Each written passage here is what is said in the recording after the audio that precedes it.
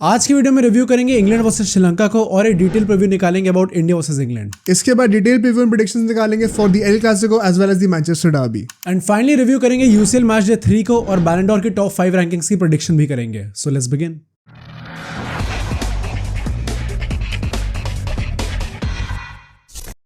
चलो भाई, तो आज का जो पॉडकास्ट होने वाला है वो सबको टाइटल से पता चली गया होगा। काफी सारी चीजों की हमें प्रिडिक्शन करनी है, प्रीव्यू करना है, राइट। चाहे वो वर्ल्ड कप के मैचेस हो, चाहे वो बैलन डॉर हो। काफी बड़ा वीकेंड है, अब काफी बड़ा वीकेंड है फुटबॉल क्रिकेट दोनों के लिए। एंड इसमें कई सारे प्रीव्यूज होंगे, प्रिडिक्शंस होंगी, बट दो चीजों का हमें थोड़ा सा रिएक्शन और रिव्यू भी करना है। राइट। एक तो यूसीएल मैच डे 3 होगा और इंग्लैंड वर्सेस श्रीलंका जो मैच हुआ है कल रात को, उसके बारे में डिस्कस करना बनता है भाई, because this is something historic in my opinion. और उसी से शुरुआत करते हैं। इंग्लैंड वर्सेस श्रीलंका हम देखते हैं कि बेंगलुरु में मैच होना था। ऑफ कोर्स सबको पता है, जो कि आरसीबी को देखते हुए आ रहे हैं, कि हाई स्कोरिंग ग्राउंड होता है। एक 400 भी बन सकते हैं यहाँ पे, जैसे कि अभी ऑस्ट्रेलिया ने ऑलमोस्ट करके दिखा ही दिया था पाकिस्तान के अगेंस्ट।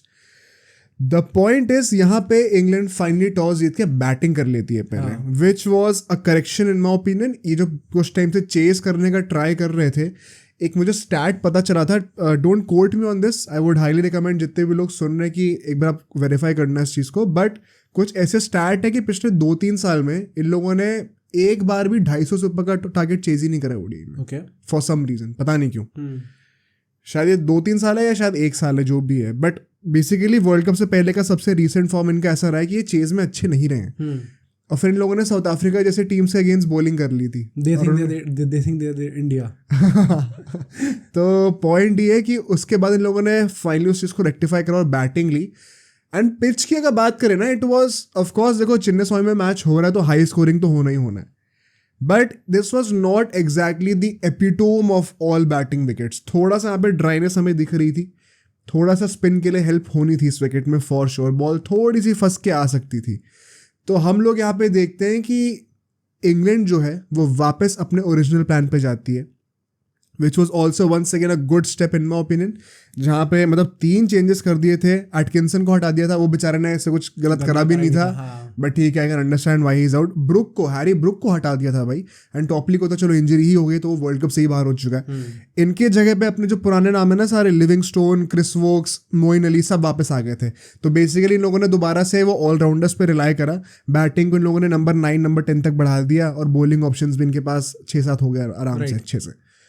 तो अपने ओरिजिनल गेम प्लान पे आए थे, और इंटेंट टॉस के टाइम पे ही दिख रहा था बटलर के शब्दों से कि they will play aggressive cricket, जो कि ये खेलते आ रहे थे, which also I appreciate. But ये अप्रिसिएशन सिर्फ ये टॉस तक ही था, इसके बाद कुछ भी सही नहीं हुआ। श्रीलंका ने कुछ इंटरेस्टिंग चेंजेस करे थे। सबसे पहली बात तो एंजेलो मैथ्यूज वापस आ गया है भाई। ये भी मतलब अश्विन के बाद one of the big comeback stories रहेगी मेरे लिए। काफी अच्छा है, खेला भी काफी अच्छा है, and he was nowhere in contention to play the world cup. वो पथिराना को इंजरी बना दी या हुई है या फिर बना दी गई, मुझे पता नहीं है, पर उसके रिप्लेसमेंट के चलते हुए एंजेलो मैथ्यूज वापस आया, एंड मतलब credit to him, he was prepared for the chance. मैं उसका रिसेंटली इंटरव्यू देख रहा था, ही सेड कि जब मुझे पता चला था कि मैं वर्ल्ड कप नहीं खेलने वाला हूँ, I was still training very hard, practising every single day, क्योंकि मेरे हाथ में वही चीज़ है, मैं अपने आप को प्रिपेयर्ड रख सकता हूँ। राइट। अपॉर्चुनिटी तो भगवान के हाथ में है, और जैसी opportunity I, he was prepared for it. तो आई थिंक उसके लिए काफ़ी क्रेडिट जाना चाहिए, और वो प्रिपरेशन दिखी भी आज। बट एक और जो चेंज था वो मुझे थोड़ा सा टॉस के टाइम पे अजीब सा लग रहा था, विच वॉज, मतलब नाम भी थोड़ा सा कॉम्प्लिकेटेड है। नाम है भाई का हमारा लाहिरू कुमारा। ये एक पेसर है, और मुझे ऐसा लग रहा था कि बेसिकली श्रीलंका के इस लाइनअप में ना सिर्फ एक थीक्षाना एक प्रॉपर स्पिनर था। बाकी सारे वो असलंका और वो सब डिसल्वा वगैरह पार्ट टाइम स्पिनर्स कह सकते हो तुम। तो एक ऐसी विकेट जहां में धूप में मैच हो रहा है, विकेट ड्रा है, स्पिनर्स को असिस्ट करेगी। और श्रीलंका को हमने एशिया कप में देखा ही था कि स्पिनर्स ही उनकी स्ट्रेंथ भी है। तो आपने सिर्फ एक मेन स्पिनर रखा, और विलाले जैसे बंदे को लाने की जगह आप एक पेसर ले आए कुमारा के नाम में। वो मुझे थोड़ा सा अजीब लगा था कि अच्छा इन्होंने ऐसा क्यों करा है, but ultimately it paid off really well. So credit to the management कि उन्होंने ऐसा डिसीजन लिया। लॉजिकली इसका सेंस मुझे लग नहीं रहा था, बट अगर आप रिजल्ट दे रहे हो तो कोई क्वेश्चन नहीं कर सकता आपको। Let's move on to the first innings now, because यहाँ पे हम देखते हैं पहले के 10 ओवर से everything was going downhill. Right. सबसे बड़ा इवेंट पता मुझे क्या लगा, पहली बॉल पे बेस्टो आउट हो सकता था। वो अपना मधुशंका है ना उसका नाम, जो अपना लेफ्ट आर्म पेसर जो है, मैं उसका नाम शायद भूल रहा हूँ, बट इतने कॉम्प्लिकेटेड नाम होते हैं भाई, याद करना बड़ा मुश्किल होता है। उसने भाई पहली बॉल डाली थी, टिपिकल लेफ्ट आर्म पेसर की बॉल थी वो, जो कि थोड़ा सा एंगल की तरह अंदर आती है राइट आर्म बैट्समैन के लिए, पैड पे लगती है सामने, और पैड पे लग के एकदम सीधा बॉल जाती है, इतनी दूर जाती है कि लोगों को लगा कि बैट से लग के स्ट्रेट ड्राइव किया है। ओके। बट एक्चुअली में वो LBW प्लम्ब आउट था। ओके। बट उन लोगों ने अपील ही नहीं करी थी। ओ भाई। फिर उन लोगों ने वो स्क्रीन पे दिखाया था स्टेडियम में, तो सब लोग का रिएक्शन था कि अबे यार क्या कर दिया। तो पहली बॉल पे ही बेस्ट आउट हो सकता था। बट द पॉइंट इज कि इसके बाद हम लोग देखते हैं कि मलान और बेस्टो को जब भी थोड़ी सी विड्थ मिल रही थी ना बॉल, जब भी बॉल थोड़ी वाइड थी, स्टंप्स के ऊपर नहीं थी, तो हमेशा टारगेट कर रहे थे उसको, और रन्स आने शुरू हो गए थे, अच्छी रेट पे आने शुरू हो गए थे। पहले के 1-2 ओवर में थोड़ा सा पेशेंस चाहिए था, उसके बाद रन्स आने शुरू हो गए थे।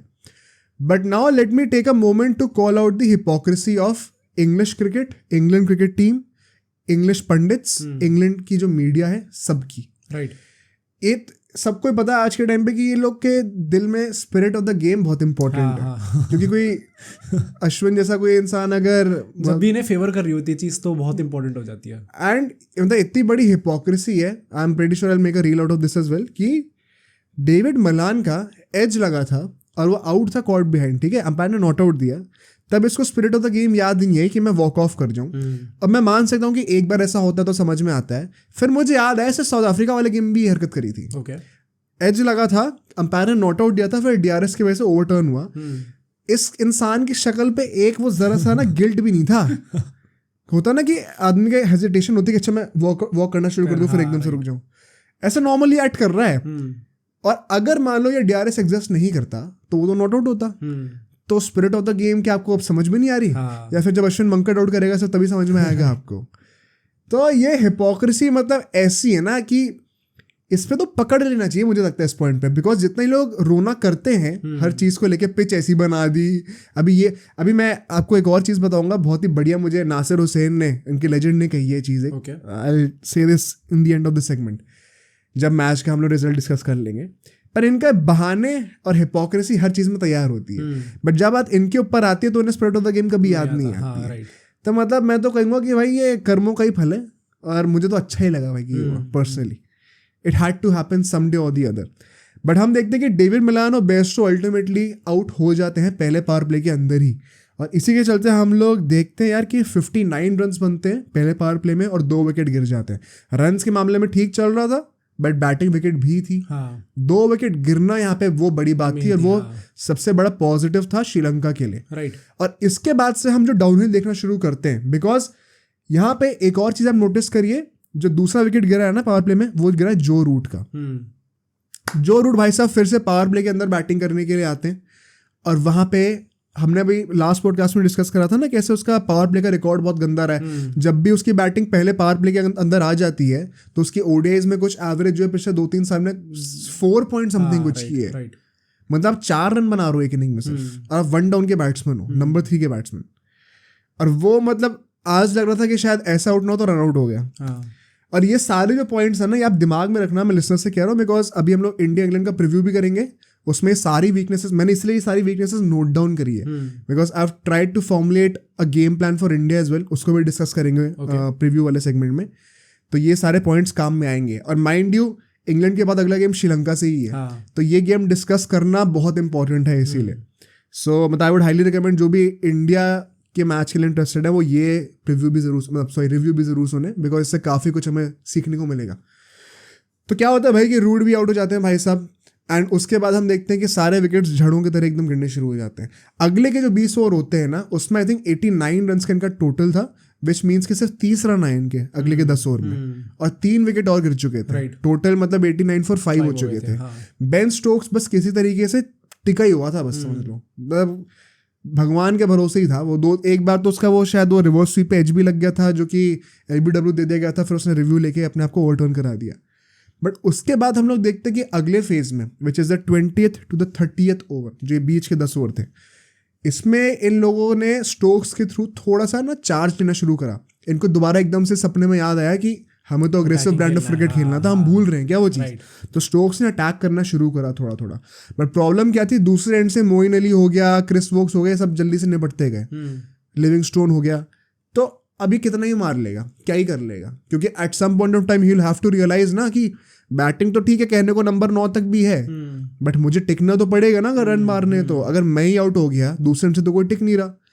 तो वो डबल माइंडेड होने के चक्कर में ना स्ट्रोक्स को मैंने ये जिस तरीके से आउट भी हुआ, पुल करते हुए आउट हुआ है डीप स्क्वायर लेग पे, वो जेन्युइनली वही केस था। वो अपने अंदर ही अपने दिमाग में एक डिलेमा में लग रहा था मुझे। Although can we still justify कि अल्टीमेटली उसने 40 समथिंग रन्स मारे but with a strike rate of 50।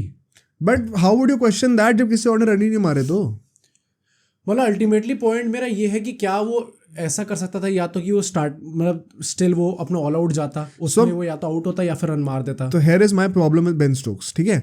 जब बेन स्टोक्स बैटिंग करने के लिए आया था तब 59 for 2 था, जो पहले के 10 ओवर की मैं बात करूँ तो रन रेट ऑलमोस्ट 6 रन का चल रहा था। आप तब से एक्सेलरेट कर सकते थे because nothing was lost at that point of time. ऐसे इंग्लैंड कोई बैकफुट पे थी नहीं उस टाइम पे, और हमने कितनी बार इंग्लैंड की ओडीआई क्रिकेट स्ट्रैटेजी डिस्कस करी हुई है। They don't even go to play 50 overs, उनको 350 रन मारना है, चाहे वो 40 ओवर खेलें चाहे 45 ओवर में ही आउट हो जाए। तो बेन स्टोक्स को स्टार्टिंग से वैसा खेलना चाहिए था, बट यहीं पे मैं कॉल आउट करूंगा बेन स्टोक्स को कि यार of course he is one of the biggest players of our generation, but ये कोई मजाक नहीं है कि आप इंडिया जैसे कंडीशंस में ओडीआई से एकदम रिटायरमेंट एकदम से रिवोक कर लो वर्ल्ड कप से 1 महीना पहले, और आपको ऐसा लग रहा है कि आप बहुत अच्छा खेल जाओगे, आप थोड़ा ओवर कॉन्फिडेंट हो रहे हो उस चीज़ को लेके। तो वो देख रहा था क्लियरली कि वो कितना स्ट्रगल कर रहा था स्टार्टिंग में, इसी के चलते उसकी इनिशियली स्ट्राइक रेट लो थी, बट उसके बाद जब विकेट्स गिरने शुरू हुए तो वो एक्सेलरेट करने का भी उसके पास चांस था नहीं ज़्यादा। और इसीलिए मैं कह रहा हूँ कि बहुत डिलेमा से भरी हुई उसकी इनिंग्स लगी मुझे। एंड अल्टीमेटली वो आउट होता है ना, तो उसके बाद फिर एकदम से लड़ी लग जाती है विकेट्स की। उसके बाद आखिरी के 3-4 विकेट जो हैं मजाक में गिर जाते हैं भाई। सबसे मजाकिया चीज मुझे लगी जो आदिल रशीद का था भाई, तो कितना गुस्सा आ रहा था भाई उस टाइम पे तो मेरे को कि क्या इसमें भी स्पिरिट ऑफ द गेम तो नहीं आता जाएगी कहीं। नहीं मतलब मेरा पॉइंट ये है कि भाई ये चीज़ अगर और किसी टीम में हो गई होती, बाई चांस अगर ये चीज़ इंडिया में हुई होती और लास्ट के 9-10-11 नंबर वाले बैट्समैन नहीं होते उधर पे, तो भी गालियां पड़ रही होती है इस बात पे। और मतलब आपकी टीम का टोटल भी 150 है। हाँ एग्जैक्टली। और चिन्नस्वामी में जहाँ पे 400 रन बनते, राइट। मतलब मैं कह रहा हूँ विकेट थोड़ी ड्राई थी तो 400 का 350 ले लो, बट 350 भी बन सकते थे आराम से। एंड आदिल रशीद जिस तरीके से आउट हुआ है भाई, इट समड अप जो पूरा इनका दिन था ना, जो उनकी पूरी परफॉर्मेंस थी। मतलब भाई साहब पता नहीं कहाँ सो रहे नॉन स्ट्राइकर एंड पे, वो उसने कुशन मेंडिस एकदम से फेंक के मारी बॉल, वो लग भी गई by chance, non striker end पे रन आउट ही हो गया। और उसके बाद like the writing was on the wall, आराम से लोग 150 रन पे ऑल आउट हो गए। एंड फिर हम लोग देखते हैं कि एक इनिशियल होप मिली इन लोगों को जब श्रीलंका बैटिंग करने आया था। पहले के 10 ओवर में 2 विकेट ले लिए थे इन लोगों ने भाई। 23 for 2 था। मेरे को मतलब मेरा दिमाग में ये चीज़ थी कि एटलीस्ट इंग्लैंड फाइट देखे जाए, अगर जा ही रही है। मतलब मैं चाहता तो यही हूँ कि ना देखे जाए, बट एक अगर एक न्यूट्रल पर्सपेक्टिव से देखें तो यही है कि अगर आपने 150 का टोटल बनाया, इफ़ यू नो कि you ultimately lose the match, at least give a fight. और जब वो 23 for 2 था, मुझे लगा था शायद कॉम्प्लिकेट हो सकती हैं चीज़ें, बट द फैक्ट इज कि बहुत इजीली अल्टीमेटली श्रीलंका ने डिफीट कर दिया इन लोगों को भाई। In fact not just you, Moeen Ali ने ये चीज़ मैच से पहले कही थी कि if we are going to get out of the tournament, knocked out of the tournament, then might as well go with a bang, जैसे हम लोग जिस फैशन में खेलते हुए आ रहे हैं। राइट। और ये मैच से पहले पूरा नैरेटिव भी वैसे ही बन रहा था। बटलर ने भी कह दिया था कि now we'll play aggressive cricket once again, वैसे करके। और कमेंटेटर्स भी कह रहे थे, जो इंग्लिश कमेंटेटर्स थे, कि अपना ओरिजिनल ब्रांड ऑफ क्रिकेट खेलो जो कि पिछले 5-6 साल से आप खेलते आ रहे हो। बट भाई ये सब बातें बोलनी आसान होती हैं, और घर पे तो आप कर सकते हो, बट जब ये लोग मजाक उड़ाते हैं ना कि इंडिया इंग्लैंड में स्ट्रगल क्यों करती है, तो इंग्लैंड भी जब इंडिया में स्ट्रगल करती है तो मजाक उड़ाना बनता है। राइट। एंड हम देखते हैं कि इनिशियली 2 विकेट गिर जाते हैं। आई थिंक परेरा का विकेट गिरा था और कुशन मेंडिस का विकेट गिरा था। बट उसके बाद इतना आराम से चेस करा इन लोगों ने, 25 ओवर में ही कुछ चेस कर लिया था, 25-26 ओवर में। इतनी बड़ी डिफीट है ना ये इंग्लैंड के लिए। श्रीलंका के लिए भाई हैट्स ऑफ, बिकॉज ऐसा मैंने रिकॉर्ड एक पढ़ा, 21st सेंचुरी में इन लोगों ने किसी वर्ल्ड कप के मैच में हराया ही नहीं है टोटल। अब इस मीटिंग को मिला के 5 मीटिंग्स में श्रीलंका जीती है। लास्ट टाइम इंग्लैंड ने श्रीलंका को किसी ओडीआई वर्ल्ड कप के मैच में हराया था तो वो 1999 में था। 24 साल से आपने हराया ही नहीं है भाई। पर अब 4 साल और ऐड कर लो, 28 साल हो जाएंगे। तो ये बोगी टीम तो है फॉर श्योर भाई। मतलब लास्ट टाइम भी 2019 में घर पे लोग वर्ल्ड कप जीते थे, बट श्रीलंका से हारे थे। एंड मैं जेन्युइनली बताऊं, ये I will consider this as an upset, because England के लिए ये मस्ट विन गेम था, and so was for Sri Lanka as well. But England की जो टीम है भाई, वर्ल्ड कप आने से पहले सब फेवरेट्स बोल रहे थे, इंक्लूडिंग अस। ऐसे खेल के जा रहे हो आप वर्ल्ड चैंपियंस हो भाई, और वर्ल्ड चैंपियंस आप ओडीआई के नहीं हो, T20 के भी हो। मतलब शैम्बल्स है यार ये परफॉर्मेंस। और यहीं पे मैं बताता हूँ जो नासिर हुसैन ने चीज़ कही थी जैसे ये लोग मैच हारे हैं ना, इंग्लैंड में पता क्या बातें चल रही हैं कि सिस्टम में प्रॉब्लम है, किस सिस्टम में? लाइक मैनेजमेंट में, इंग्लैंड क्रिकेट का जो बोर्ड है उसके सिस्टम में भाई प्रॉब्लम है। साहब। पता है क्यों प्रॉब्लम है? क्योंकि इन लोगों को जो जैसे इंडिया में रणजी लेवल जो होता है ना, वहाँ पे जो लिस्ट ए लेवल जो होता है, लिस्ट ए कहते हैं उसको बेसिकली, तो लिस्ट ए लेवल पे इन लोगों को ओडीआई क्रिकेट खेलने को नहीं मिलता है इतना, ओके इसलिए ये लोग बाहर जाके ओडीआई में परफॉर्म करके वर्ल्ड कप नहीं जीत पाते। भाई साहब। नासिर हुसैन ने ऐसा डांटा है ना इन लोगों को, अभी मैंने वो चीज़ रीट्वीट भी करी है, आप ट्विटर पे भी चेकआउट कर सकते हो हमारे, वो मैंने पूरी वीडियो ट्वीट करी है। नासिर हुसैन कहता है ये इतना बड़ा इतना लेम एक्सक्यूज है ना, ये ही हैज सेड इट कि लेम एक्सक्यूज है ये, Right. लेम एक्सक्यूज उसने शब्द यूज करे कि अभी यही टीम इसी सिस्टम के थ्रू ओडीआई वर्ल्ड कप जीती थी हाँ। और टी20 वर्ल्ड कप जीती थी, Right. तब सिस्टम में कोई प्रॉब्लम नहीं थी। अब अगर हार गए तो सिस्टम में प्रॉब्लम है, प्लेयर में प्रॉब्लम नहीं है। एग्जैक्टली। और विराट कोहली कौन सा सिस्टम से खेल के आया है? इन लोग को कौन सा रणजी के नाम पे ओडीआई खेलने को मिलते हैं बहुत ज्यादा। Right. ये भी तो टी20 या तो खेलते हैं फ्रेंचाइज में आईपीएल में, या तो रणजी खेलते हैं। कितना खेल लेते हैं ओडीआई से लोग? तो विराट कोहली हो गया, अपना साउथ अफ्रीका में क्लासन हो गया, जितने भी लोग चल रहे हैं, स्टीव स्मिथ हो गया, ये लोग कौन सा खेलते हैं भाई डोमेस्टिक लेवल पे ओडीआईस? तो ये कैसे परफॉर्म करके दे रहे हैं? Right. सिर्फ आपके प्लेयर्स में प्रॉब्लम है। तो ये English pandits, English media and अब थैंकफुली मुझे इंग्लैंड के एक्स क्रिकेटर्स तो ये बोलते ही नहीं दिख रहे, वरना वो भी होती हैं usually. Shout out to Nasser Hussain भाई। बट ये तीन चीजें जो है ना, ये इतना ज्यादा एक्सक्यूज मेंटालिटी लेके चलती हैं। Right. और ये चीज रिगार्डलेस ऑफ द स्पोर्ट देखी है मैंने, चाहे वो क्रिकेट हो चाहे फुटबॉल। मेन चीज वही है। मतलब अगर आप हमारे लिसनर ऐसे हैं जो कि सिर्फ क्रिकेट सुनते हैं, मैं तो हाईली रिकमेंड करूंगा आप फुटबॉल भी सुनना, क्योंकि हम लोग ऑफर ये चीज डिस्कस करते हैं और एक्सपोज करते हैं कि इंग्लैंड का ना ये एक ही स्पोर्ट की बात नहीं है, ये इन लोगों का ना एक कल्चर का पार्ट मुझे लगने लग गया है eight this point of time. जो स्पोर्टिंग कल्चर है ना, कि आप कैसे जस्टिफाई करो अपने प्लेयर्स की पूरे परफॉर्मेंसेस को और एक स्केपगोट ढूंढ लो। और स्केपगोट बेसिकली कोई इंडिविजुअल नहीं होगा, एक एंटिटी होगी, system, England cricket board, media में प्रॉब्लम है। ये सब बकवास की चीज़ें होती हैं। अगर आप जेन्युइनली वर्ल्ड कप जीत सकते हो 2019 में, 2022 में, तो आप 2023 में भी जीत सकते थे। कोई there is no excuse for you to say कि भाई हम लोग को बचपन में ओडीआई क्रिकेट खेलने की प्रैक्टिस नहीं मिली थी जब हम रणजी खेलते थे। सडनली वो भी ये चीज भाई एकदम से आ गए भाई, एकदम से बचपन सीधा। तो जब हम 20-25 साल के थे तो हमें खेलने को नहीं मिलता था ओडीआई क्रिकेट, तो अब हम जब 30 साल के हो गए और वर्ल्ड कप खेल रहे हैं अपने प्राइम पे, तो हम परफॉर्म नहीं कर पा रहे। और ऑलरेडी वर्ल्ड कप खेल भी चुके हैं, जीत भी चुके हैं। हाँ तो मतलब तुम कैसे बोल सकते हो ये चीजें? शर्म से डूब के मर जाओ भाई, लेजेंड बता रहा हूँ। Right. But historic win for Sri Lanka and with this England is virtually out of the world cup. Why I से वर्चुअली आउट? बिकॉज मैथमेटिकली तो आप 4 मैच जीत के भी क्वालिफाई कर सकते हो। मतलब बेसिकली 9 में से आप 5 मैच अगर हार भी जाओ और सिर्फ 4 ही जीतो, तो भी मैथमेटिकली आप क्वालिफाई कर सकते हो। मैथमेटिकली का मतलब वो नेट ऑन नेट आ जाएगी, या फिर बाकी कोई एक फलाना टीम को एक मैच हार जाए, कोई ऐसी कोई टीम जीत जाए। थोड़ी अनरियलिस्टिक एक्सपेक्टेशंस होंगी, जैसे आईपीएल में हम लोग हर साल देखते हैं। Right. But virtually, realistically, practically बाहर हो चुकी है इंग्लैंड। एंड संडे को कंफर्म हो जाएगी ये चीज़, तो तब देख लेंगे, कंफर्म हो जाएगी। बट श्रीलंका की बात करते हैं, because Sri Lanka literally from jaws of death pull करके आई है विक्ट्री। चिन्नस्वामी जैसा stadium was the ideal stadium for England to play their aggressive brand of cricket, right, जहां पे उनको 350-400 रन मारने। इंडिया में इससे बेटर स्टेडियम नहीं था। पॉसिबली आप आर्ग्यू कर सकते हो कि दिल्ली हो सकता है साथ में, Mumbai, but Chinnaswamy is also right up there. There is no excuse for you to say कि हम लोग लखनऊ में खेल रहे थे जहाँ पे बॉल टर्न करती है तो हम अपना बैस बॉल वाला अप्रोच लगा ही नहीं पाए। चिन्नस्वामी में वो बहाना नहीं है। और चिन्नस्वामी की पिच कितनी भी स्लो हो जाए ना, कम से कम 300-350 रन तो बनती ही है। 150 रन तो किसी भी पिच पे नहीं बननी चाहिए यार। इतनी खराब तो कोई पिच नहीं होती बैटिंग के लिए, स्पेसिफिकली जब आपकी बैटिंग इतनी ज्यादा डीप हो और इतनी ज्यादा अग्रेसिव हो। राइट। तो ये तो कोई एक्सक्यूज ही नहीं है आज। And full credit to Sri Lanka यार, लिटरली हर चीज़ जो लोगों ने ट्राई करी, हर चीज़ सक्सेसफुली इंप्लीमेंट हुई है आज। आई थिंक बहुत क्रेडिट जाना बनता है उन लोगों को फॉर श्योर। एंड अब देखने में इंटरेस्टिंग होगा, बिकॉज यहाँ से कहाँ श्रीलंका एंड करती है। आई स्टिल थिंक टॉप 4 में तो नहीं आएंगे, but can they finish above England? That would be a big victory यार at this point of time. मजा आएगा देख के। Also very interested to see कि इंग्लैंड कहाँ फिनिश करती है। बॉटम 3 में आ जाए, पार्टी हो जाएगी भाई साहब। बॉटम 3 यार वैसे लगता है realistically, I don't think so. नहीं, I don't think so. But वैसे व्हाई नॉट, क्योंकि अगले इंडिया से अगर वो हार गई, प्लस अभी तक 2 ही पॉइंट है भाई साहब।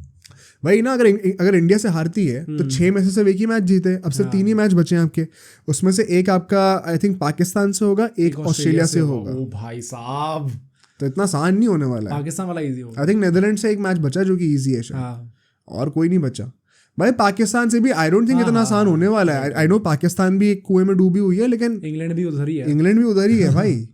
तो ऑस्ट्रेलिया तो इस मोमेंट पे रौन देगी मुझे लगता है right. इंग्लैंड को, जिस तरीके से चल रहा है। बट ठीक है भाई, यहाँ से मूव ऑन करते हैं अपने अल्टीमेट प्रीव्यू पे फॉर इंडिया वर्सेस इंग्लैंड। हमने बात करी कि इंग्लैंड वर्चुअली आउट हो चुके हैं टूर्नामेंट के। अगर इंडिया ये मैच जीतती है तो they are virtually qualified for the semifinals also. Plus England बाहर हो ही जाएगी फिर ऑलमोस्ट। वो तब भी वही है ना कि 4 मैच में भी जीत सकते हैं, तो अगर आखिरी के 4 जीत गए तो पता नहीं, आखिरी के 3 जीत गए तो पता नहीं। बट हाँ, प्रैक्टिकली बाहर अभी से हो चुके हैं। इंडिया प्रैक्टिकली सेमीफाइनल में आ जाएगी अगर अगला मैच जीत गया तो, और अगर उसके बाद एक और मैच जीत गया जो कि श्रीलंका से होगा तो कंफर्म्ड आ ही जाएंगे, नहीं तो नीदरलैंड्स तो है ही आखिरी में। तो यहाँ पे अब बात करते हैं हम लोग टॉस और कंडीशंस की, ठीक है। फिर हम लोग प्लेइंग 11 की बात करेंगे, स्ट्रैटेजी की बात करेंगे, की बैटल सब करेंगे। Let's start with the toss and conditions. Lucknow में मैच होने वाला है, what do expect there? Proper turning track होगा अपना, एंड आई विल एक्सपेक्ट कि अपने जो स्पिनर्स हैं उनका काफ़ी काम आएगा इस पूरे जो भी मैच होने वाला है। तो आई एम एक्सपेक्टिंग कि हमारे जो प्रॉपर स्पिनर्स हैं इस टाइम पे, कुलदीप यादव तो है ही, अश्विन वगैरह, although will talk more about it in the playing 11 अपना जो सेक्शन होने वाला है। बट हाँ भाई, going into this match either way, जैसी इनका करंट फॉर्म चल रहा है, जैसी एक्सपेक्टेशंस थी इस टाइम पे, I am expecting India to win, क्योंकि काफ़ी हैवी फेवरेट्स बन के इस मैच के अंदर आ ही रहे। वैसे भी टर्निंग ट्रैक था, इसलिए मेरे को लगता है कि इंडिया फेवरेट्स थी, बट जैसा इंग्लैंड का फॉर्म चल रहा है उसके बाद तो आई थिंक और ज़्यादा फेवरेट्स हो चुकी है। एंड सबसे बड़ी बात पता है यहाँ पे क्या है कि हमने आई थिंक ये पहले भी पॉडकास्ट में अपने ब्रेकडाउन करा हुआ है, लखनऊ के लिए स्पेसिफिकली ये वर्ल्ड कप शुरू होने से पहले जो भी पूरा पिच का स्क्वायर होता है ना, वो पूरा चेंज किया गया था। हाँ। कि थोड़ी बेटर पिचेस लेके आओ, वरना जैसी आईपीएल में पिचेस थी अगर वैसी होती तो भाई यहाँ पे कुछ भी नहीं बन रहे होते रन, ये तो रो देते बाकी जो सेना कंट्रीज हैं। तो इसलिए हमने देखा कि साउथ अफ्रीका जैसी टीम ने 300 रन बना दिए थे यहाँ पे। अभी श्रीलंका ने नीदरलैंड्स के अगेंस्ट 280 कुछ चेज वेज भी कराया, 260 280 जो भी था। तो आई वुड से ऐसा भी नहीं है कि एकदम ही स्पिन फ्रेंडली होने वाली है, there will be some scope for runs. But एक चीज़ यहाँ पे मैं कहूँगा जो कि इंडिया चालाकी कर सकती है, हमने ये चीज़ चेन्नई में होते हुए देखी है। चेन्नई में काफ़ी सारे decent scoring to high scoring matches भी हुए हैं, बट इंडिया का मैच स्पेसिफिकली लो स्कोरिंग था, बिकॉज जो पिच इंडिया के लिए यूज़ हुई थी वहाँ पे वो काफ़ी ड्राई थी। तो एक ग्राउंड के अंदर भी कई सारी पिचेस होती हैं, तो may be India will specifically intentionally select the pitch जो कि सबसे ड्राई हो, जो कि सबसे स्पिन फ्रेंडली हो। और इंडिया भाई क्यों ना करे भाई, होम एडवांटेज है। तो अगर ऐसा होता है तब तो हम लोग जेन्युइनली एक टर्नर देख सकते हैं। बट अगर नहीं भी होगा तो भी अगर सबसे बेस्ट बैटिंग फ्रेंडली विकेट भी ले लो तुम लखनऊ की, वो भी स्लो इन नेचर होगी ही होगी। वो तुम होता ना, बेसिक फितरत चेंज नहीं कर सकते पिच की। एक हद तक कर सकते हो, लेकिन वो जो बेसिक नेचर होगा वो सेम ही होगा कि स्लो है और टर्नर है। तो स्पिन यहाँ पे डोमिनेट करना चाहिए, वो यहाँ से पता क्लियर हो जाता है हम लोगों को। As far as the target is concern, मैं वही कहूँगा अगर थोड़ी बैटिंग फ्रेंडली साइड पे हुई तो 280 300 भी बन सकते हैं। बट अगर हमें प्रॉपर ड्राई पिच मिलती है तो भाई इवन 250 कुड बी इनफ। मैं इंडिया के पॉइंट ऑफ व्यू से कह रहा हूँ। राइट। अगर यहाँ पे हम लोग टॉस की बात करें, आई थिंक टॉस जीत के नो ब्रेनर होना चाहिए कि हमें बैटिंग करनी है। व्हाई डू यू से सो? इंग्लैंड का मैंने जैसे कि पहले का रिकॉर्ड चेस करते वक्त बहुत गंदा रहा है। 250 रन तो वो चेज भी नहीं कर पा रहे हैं बहुत टाइम से। मुझे लगता है this is also a major reason why they wanted to bat first against Sri Lanka also, toss जीत के। It was not just about Chinnaswamy की कंडीशंस, उनको खुद का भी अपनी वैल्यू पता है। तो उन्हें चेस करके प्रेशर में डाल लोगे, जिस तरीके की वो लोग बैटिंग कर रहे हैं अभी, और इंडिया की जिस तरीके की बॉलिंग है भाई, रोने वाली हालत हो जाएगी। Although do you actually think कि रोहित शर्मा वो चीज़ करेगा? क्योंकि मुझे लगता नहीं करेगा, क्योंकि वो खुद चेस करने में बहुत कंफर्टेबल है। मतलब क्योंकि आई थिंक ये चीज़ उसने बांग्लादेश के टॉस जीत के भी उसने अल्टीमेटली चेज ही करना सोचा, एंड आई थिंक वो उसी माइंडसेट में है कि क्यों लेना है फालतू का रिस्क। देखो यूजुअली जब ऐसी टर्निंग विकेट्स होती हैं, थोड़ी ड्राई विकेट्स होती हैं, it is usually better to bat first, okay, specially in a big game. क्योंकि बाद में विकेट में और वियर एंड टेयर अगर होगा तो फिर आपको कभी नहीं पता कि और कितना क्रम्बल कर सकते हैं।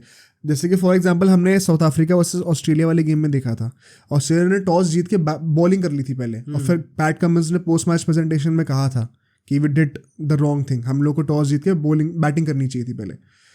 क्योंकि क्या होता है ना, यूजुअली इस बार हमने ट्रेंड देखा वर्ल्ड कप में कि ड्यू बहुत ज़्यादा पड़ रही है, बट लखनऊ में नॉट एग्जैक्टली दैट, क्योंकि जो विकेट का जो नेचर है वो हमेशा ओवर पावर कर रहा है ड्यू फैक्टर को।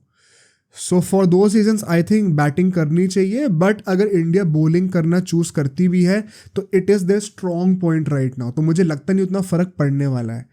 Another reason why I want India to bat first is कि भाई मैच थोड़ा लंबा तो चले.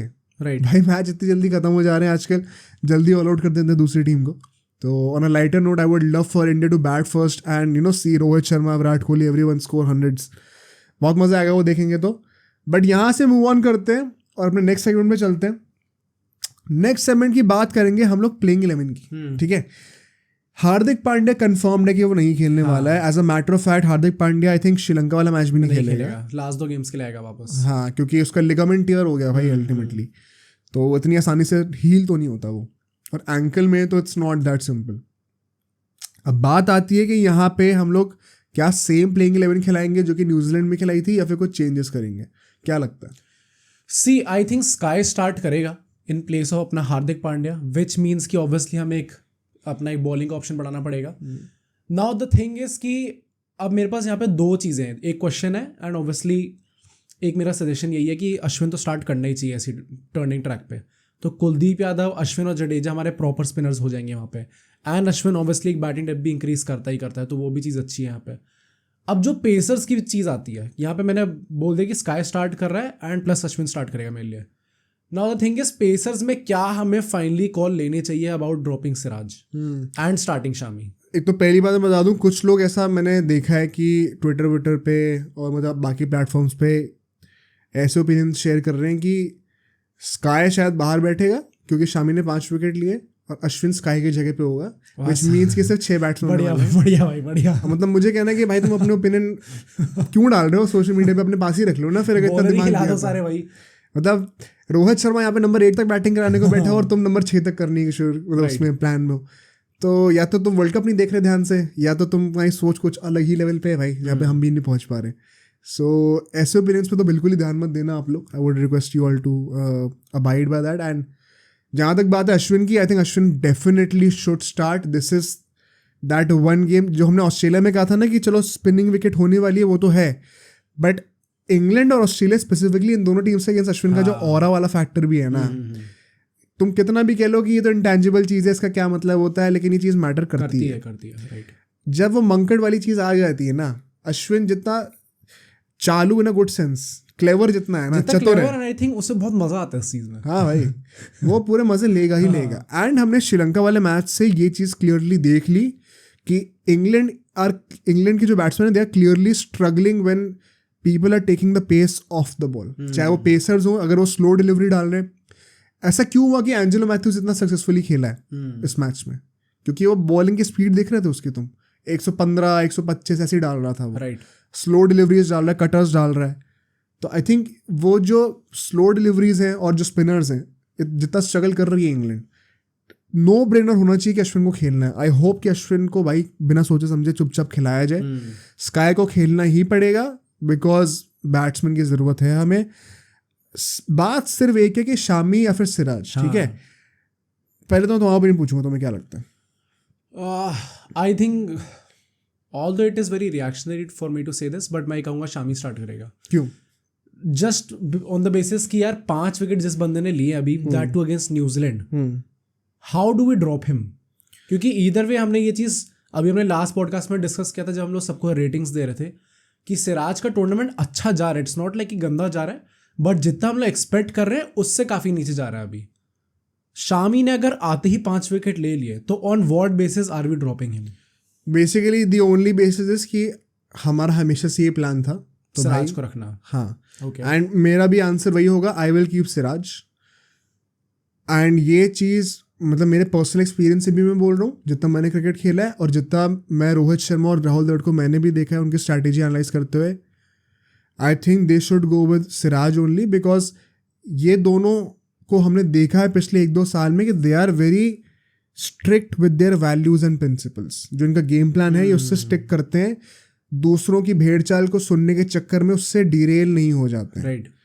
और अगर इनका ओरिजिनल प्लान था सिराज को रखने का, as you said Siraj has not done bad, हाँ, तो सिराज को ही कंटिन्यू कराना चाहिए. I am pretty sure management ने और रोहित शर्मा ने शामी को स्टार्टिंग से ही वर्ल्ड कप की ये मैसेज बहुत क्लियरली दिया होगा कि भाई अभी आपको as a third seamer treat किया जा रहा है टीम में, और प्लेइंग इलेवन में आप तभी आओगे जब कोई कॉन्टिजेंसी होगी। तो आप चाहे 5 विकेट लो चाहे कुछ भी लो, अगर हमारा ओरिजिनल प्लान था सिराज को खिलाने का तो हम उसी पे स्टिक करेंगे। I know it is very difficult to say to someone कि अगर आपने 5 विकेट नहीं अब आप बाहर बैठो, बट अगर ये अंडरस्टैंडिंग क्लियर रही है वर्ल्ड कप के स्टार्टिंग से तो कोई परेशानी नहीं होगी। Right. And I think we should stick to our plan जो कि हमारे साथ काम करता हुआ आ रहा है आज तक। हम हर मैच जीत ही रहे हैं, कुछ खराब नहीं चल रहा है। So I think Shami will set out, एक ही चेंज होगा, Ashwin in place of Shami, and हम वही 5 बॉलर्स देखेंगे दोबारा। एंड इंग्लैंड की बात अगर मैं करूँ तो इंग्लैंड को I think exactly same lineup खिलानी चाहिए जो कि इन्हें श्रीलंका के अगेंस्ट खिलाई। 3 स्पिनर थे, 3 पेसर थे, good mix of everything, leg spinner, off spinner, left arm pacer, right arm pacer, सब कुछ था वहाँ पे। बैटिंग डेप्थ डीप है, तो इंडिया के जिस लेवल की बैटिंग अभी चल रही है, यू वांट मोर बैट्समैन ताकि आप एक कंपेटिटिव टारगेट खड़ा कर पाओ या फिर चेस कर पाओ।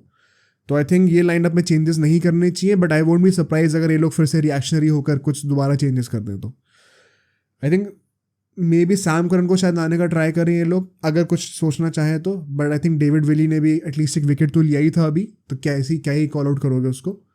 So all and all I think एक ही चेंज होगा दोनों लाइन्स को मिला के, which is Ashwin in place of Shami. I think Siraj की जगह पे आएगा तो थोड़ा अनफेयर भी होगा ये। ओके, बट यहाँ से मूव ऑन करते हैं अपनी स्ट्रैटेजी पे, ठीक है। अब देखो मैंने ये गेम पूरा स्टडी करा था श्रीलंका वाला भी, एंड हमने इंग्लैंड को स्टार्टिंग से स्टडी करते आ भी रहे हैं कि क्या इनकी वीकनेस हो सकती है ever since they faced New Zealand in the first game. And हमने kind of figure out किया था which has been proven to be true over the period of 5-6 games जो कि हमने देखे हैं। इंग्लैंड को जब इंग्लैंड बॉलिंग कर रही है ना, जस्ट चोक देम भाई, go all out, aggressive approach लो, उनको स्टार्टिंग से बैकफुट पे डालो। ये कोइंसिडेंस नहीं है कि क्रिस वोक्स ने जो भी मैचेस खेले हैं सबसे ज़्यादा वही पिटा है स्टार्टिंग के 10 ओवर में, as oppose to somebody like Curran या फिर टॉपली या फिर विली। ज़्यादा हमेशा आई नो ऑस्ट्रेलिया ये अपने श्रीलंका वाले मैच में इतना नहीं पिटा, that was an exception, but trend यही रहा है। इसी के चलते उसको ड्रॉप भी करा गया था एक मैच में। There is a reason, every team has identified this. पहले के 10 ओवर में एक बॉलर को पकड़ो और उसको गंदों वाला अटैक करो भाई, which is I am so excited to see Rohit Sharma भाई। राइट, उसका विकेट क्रूशल होने वाला है। रोहित शर्मा दिखाएगा अटैकिंग क्रिकेट कैसे खेला जाता है। हाँ भाई, हाँ एग्जैक्टली सिखा देगा भाई कैसे खेलते हैं इंडिया में अटैकिंग क्रिकेट। एंड यही मेरा अप्रोच रहेगा कि जब आप बैटिंग कर रहे हो पहले के 10 ओवर में ही गेम किल करने जाओ। कोइंसिडेंटली इंडिया की भी स्ट्रैटेजी यही रही है, तो बहुत ही अच्छा है कि मैच बन जा रहा है इंडिया के लिए कि जो उनकी स्ट्रैटेजी हो रही है उसी के बेसिस पे उनको चेंज करने की ज़रूरत भी नहीं है, उसी से वो ऑटोमेटिकली इंग्लैंड की वीकनेसेस को एक्सप्लॉइट कर सकते हैं। हाँ, तो वो एक मैच मेड इन हेवन लगा मुझे वो। तो Rohit Sharma and Shubman Gill go all out in the first 10 overs. अगर आपने इंग्लैंड को पहले से ही बैकफुट पे डाल दिया, अब तो इनका मोराल भी इतना डाउन हो चुका है, इतना कॉन्फिडेंस लो है, ये लोग गिव अप कर देंगे। राइट। अगर अब हम इनकी बैटिंग की बात करें, जब इंग्लैंड बैटिंग कर रही है और हम बॉलिंग कर रहे हैं, तो हमें क्या करना चाहिए? मतलब तुम बोलना चाह रहे हो क्या? मैं आई थिंक कि मेरे पास एक पॉइंट है, वो बेसिकली यही होगा कि आई थिंक स्टार्ट तो वो लोग प्रॉपर वैसे ही करेंगे, क्योंकि अब आई थिंक वर्चुअली जब उन्हें भी प्लेयर्स को भी पता चल गया कि they are not exactly going to qualify for the semis, तो उनका इस मैच में भी आई थिंक इंटेंट वही होगा कि we should go all out, चाहे कैसे भी करके जाए, अटैकिंग क्रिकेट जो भी ये लोग खेलते हैं अपना। तो मेरा पॉइंट वही होगा जो हमने आई थिंक सबसे पहली पॉडकास्ट में डिस्कस किया था जब हम लोग वर्ल्ड कप स्टार्ट कर रहे थे, कि हमारी इनफैक्ट परफॉर्मेंस खुद भी इन जनरल भी इंडिया की throughout this world cup middle overs में काफ़ी अच्छी रही है। Like we have also taken wickets, plus main जो चीज़ है हमने रन्स नहीं दिया। And as you said before कि अगर हमने मिडिल ओवर्स में इनको रोक लिया तो ये खुद ही फ्रस्ट्रेट होंगे और खुद ही विकेट देंगे। राइट। तो आई थिंक हमारी स्ट्रैटेजी प्रॉब्ली वो हो सकती है। मतलब मैं इसमें थोड़े और टेक्निकल एस्पेक्ट्स भी मेंशन करूंगा। पहली बात तो जो पहले के 10 ओवर हैं, देखो इंग्लैंड का वही है कि ये लोग रन्स बनाने जाएंगे, इनसे ना कंट्रोल नहीं होता, ये छटपटाने लग जाते हैं। हाँ, unless they somehow try to implement the game plan that they use against South Africa, वो एकदम ही अलग बात हो जाएगी। बट यूजुअली इनका गेम प्लान जो रहता है उसमें यही है, इनके रन नहीं बनेंगे तो इन्हें चोक कर दो आप, इनके रन आप चोक कर दोगे तो विकेट थ्रो करना शुरू कर देते हैं। अब ये बोलना आसान है बट करना कैसे? पहले 10 ओवर में stick to the wickets, wicket to wicket bowling करनी है हम लोगों को, विर्थ नहीं देनी। विर्थ मिलेगी तो ये लोग बैट चलाएंगे और वहाँ पे रन आएंगे, इनके बाउंड्रीज आएंगी। अगर इनको विर्थ नहीं दोगे तो ये लोग रन बनाने में स्ट्रगल करेंगे और फिर छटपटाना शुरू करेंगे। तो पहली बात तो स्टंप टू स्टंप बॉलिंग करनी है, आई थिंक बुमराह तो बिल्कुल करेगा, सिराज को इस बात का ध्यान रखना पड़ेगा। और दूसरी बात जो पेसर्स है उनके लिए मैं कहूंगा don't be afraid to try the slow deliveries, which is why I think Bumrah will be the most important fast bowler here, because उसने जिस तरीके के स्लो डिलीवरीज डालनी शुरू करी यहाँ पे, वो लिटरली ऑफ स्पिन लगने लग जाता है एक टाइम पे। It is a game changer for guys like अपना ये मतलब game changer, game destroyer for Root, for Bairstow, for even Stokes. I would say Stokes तो चलो फिर भी मैं कहूँगा he is decent, but maybe Livingstone. इन लोग को ना आदत नहीं है कि एक्शन से आप रीड करते हो, देख रहे हो कि बॉल बहुत तेज़ आने वाली है, बट पिच पे पढ़ने के बाद स्लो हो जाए एकदम से, तो बैट इनका पहले चल जाता है और बॉल बाद में आती है बहुत ज़्यादा, तो they can't adjust to that pace, slow pace very easily. I think pacers के लिए मैं एक सजेशन रखूँगा पर्सनली कि I would love to see this अगर ऐसा होता है तो। एंड सेकेंडली जो मैं कहूँगा भाई, let the spinners dominate, spinners का गेम होना चाहिए ये। Jadeja, Ashwin, Kuldeep Yadav take the forefront, जैसे कि हमने ऑस्ट्रेलिया वाले गेम में देखा था। एंड अगर हो सके, अगर भगवान हमारे साथ हुए, hopefully let's go all out to take at least 1 wicket in the power play, because that would mean कि रूट पावर प्ले में बैटिंग करने के लिए आ रहा है, वो तो दे देगा विकेट, और आपको लिटरली 2 इजी विकेट्स मिल सकते हैं उसी बहाने। वो 1 के 2 हो जाएंगे, तुम्हें पता भी नहीं चलेगा। ऐसा बहुत बड़ा चांस हो सकता है। ऑफ कोर्स कुछ पक्का नहीं है, बट हमने जो ट्रैजेक्टरी देखी है, जो लोग सीधे सेगमेंट पे ट्यून इन कर रहे हैं, go back to the first segment जहाँ पे हमने इंडियन श्रीलंका की बात करी थी, वहाँ पे हमने इस चीज़ को ब्रेक डाउन करा है कि रूट को कैसे आउट कर सकते हैं। सो आई थिंक ये एक अच्छा गेम प्लान रहेगा। इंग्लैंड की अगर बात करें भाई, इंग्लैंड के लिए तो मुझे लगता है कि there is nothing to lose right now. हाँ, obviously, right. Just stick to your original game plan and pray कि India does not turn up that well, because अभी तो इंडिया इज अ मॉन्स्टर भाई, अभी तो खा जाएंगे इस वक्त जैसा मुझे लग रहा है। But let's finally move on to the key battles है। एंड की बैटल्स है, मैंने बहुत सोचा मैं किन का की बैटल देखना चाहूँगा। मतलब एक तो होता है कि आप स्टैटिस्टिकली देख रहे हो, बट दैट असाइड क्या आपकी गट फीलिंग भी है कि आपको क्या लगता है कौन से की बैटल्स इंपॉर्टेंट प्रूव होंगे? मेरे ओपिनियन में ऐसे बहुत ज़्यादा मुझे मिले नहीं इस बार। Okay, because the difference between the two teams shockingly such big, so big right now कि मतलब मैं फॉर एग्जाम्पल बताता हूँ। जैसे I have kept one battle as अपना ये Kuldeep Yadav versus Ben Stokes. I think क्योंकि वो लेफ्ट आर्म चाइना मैन है और इन लोगों की वैसे भी लेग स्पिनर से रिस्ट स्पिनर से हालत ख़राब हो जाती है, तो बेन स्टोक्स की हालत ख़राब होनी बनती है वहाँ पे, जिस तरीके से वो स्ट्रगल कर रहा है स्पिन के अगेंस्ट। बट क्या अश्विन और बेन स्टोक्स का की बैटल नहीं बनता, specially given their head to head record? क्या जडेजा और बेन स्टोक्स का की बैटल नहीं बनता? तो की बैटल में बनाने पे आऊँगा तो हर इंडियन प्लेयर का जो है ना, हर कोई वो एक स्केपगोट बन सकता है कि आज मैं इसके ऊपर फीस्ट करूँगा। तो ऐसे में बनाने बहुत मुश्किल है की battles, but just for the sake of it मैंने कुछ की बैटल्स बनाए हैं। Of course Kuldeep Yadav versus Ben Stokes होना चाहिए। अश्विन वर्सेस बटलर देखने को मैं बहुत इंटरेस्टेड हूँ, क्या होता है मंकड़ वाला सीन, स्पेशली का मंकड़ हो जाए तो भाई क्या ही बात है, बहुत मजा आएगा। एंड बटलर मिडिल ऑर्डर में बैटिंग करने भी आता है, तब अश्विन शायद बॉलिंग भी कर रहा होगा। Bumrah versus Bairstow for the same reason that I said before, initially power play में उसके अगेंस्ट बॉलिंग कर रहा होगा, स्टंप टू स्टंप बॉलिंग करे, स्लो डिलीवरीज के साथ मिक्सअप करे।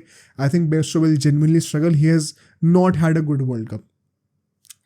अगर मैं इंडिया की बैटिंग की बात करूं, मुझे जेन्युइनली कोई एज सच की बैटल नहीं दिखा, क्योंकि जेन्युइनली पूरे वर्ल्ड कप में एक भी ऐसा स्टैंड आउट बॉलर नहीं रहा है इंग्लैंड का। मैं एग्जैक्टली और मतलब मैं लिटरली बता रहा हूँ, अगर मैं क्रिस वोक्स हूं ना अभी, मेरे को नाइटमेयर्स आ रहे हैं अभी इस वक्त कि मैं रोहित शर्मा को कैसे टैकल करने वाला हूँ।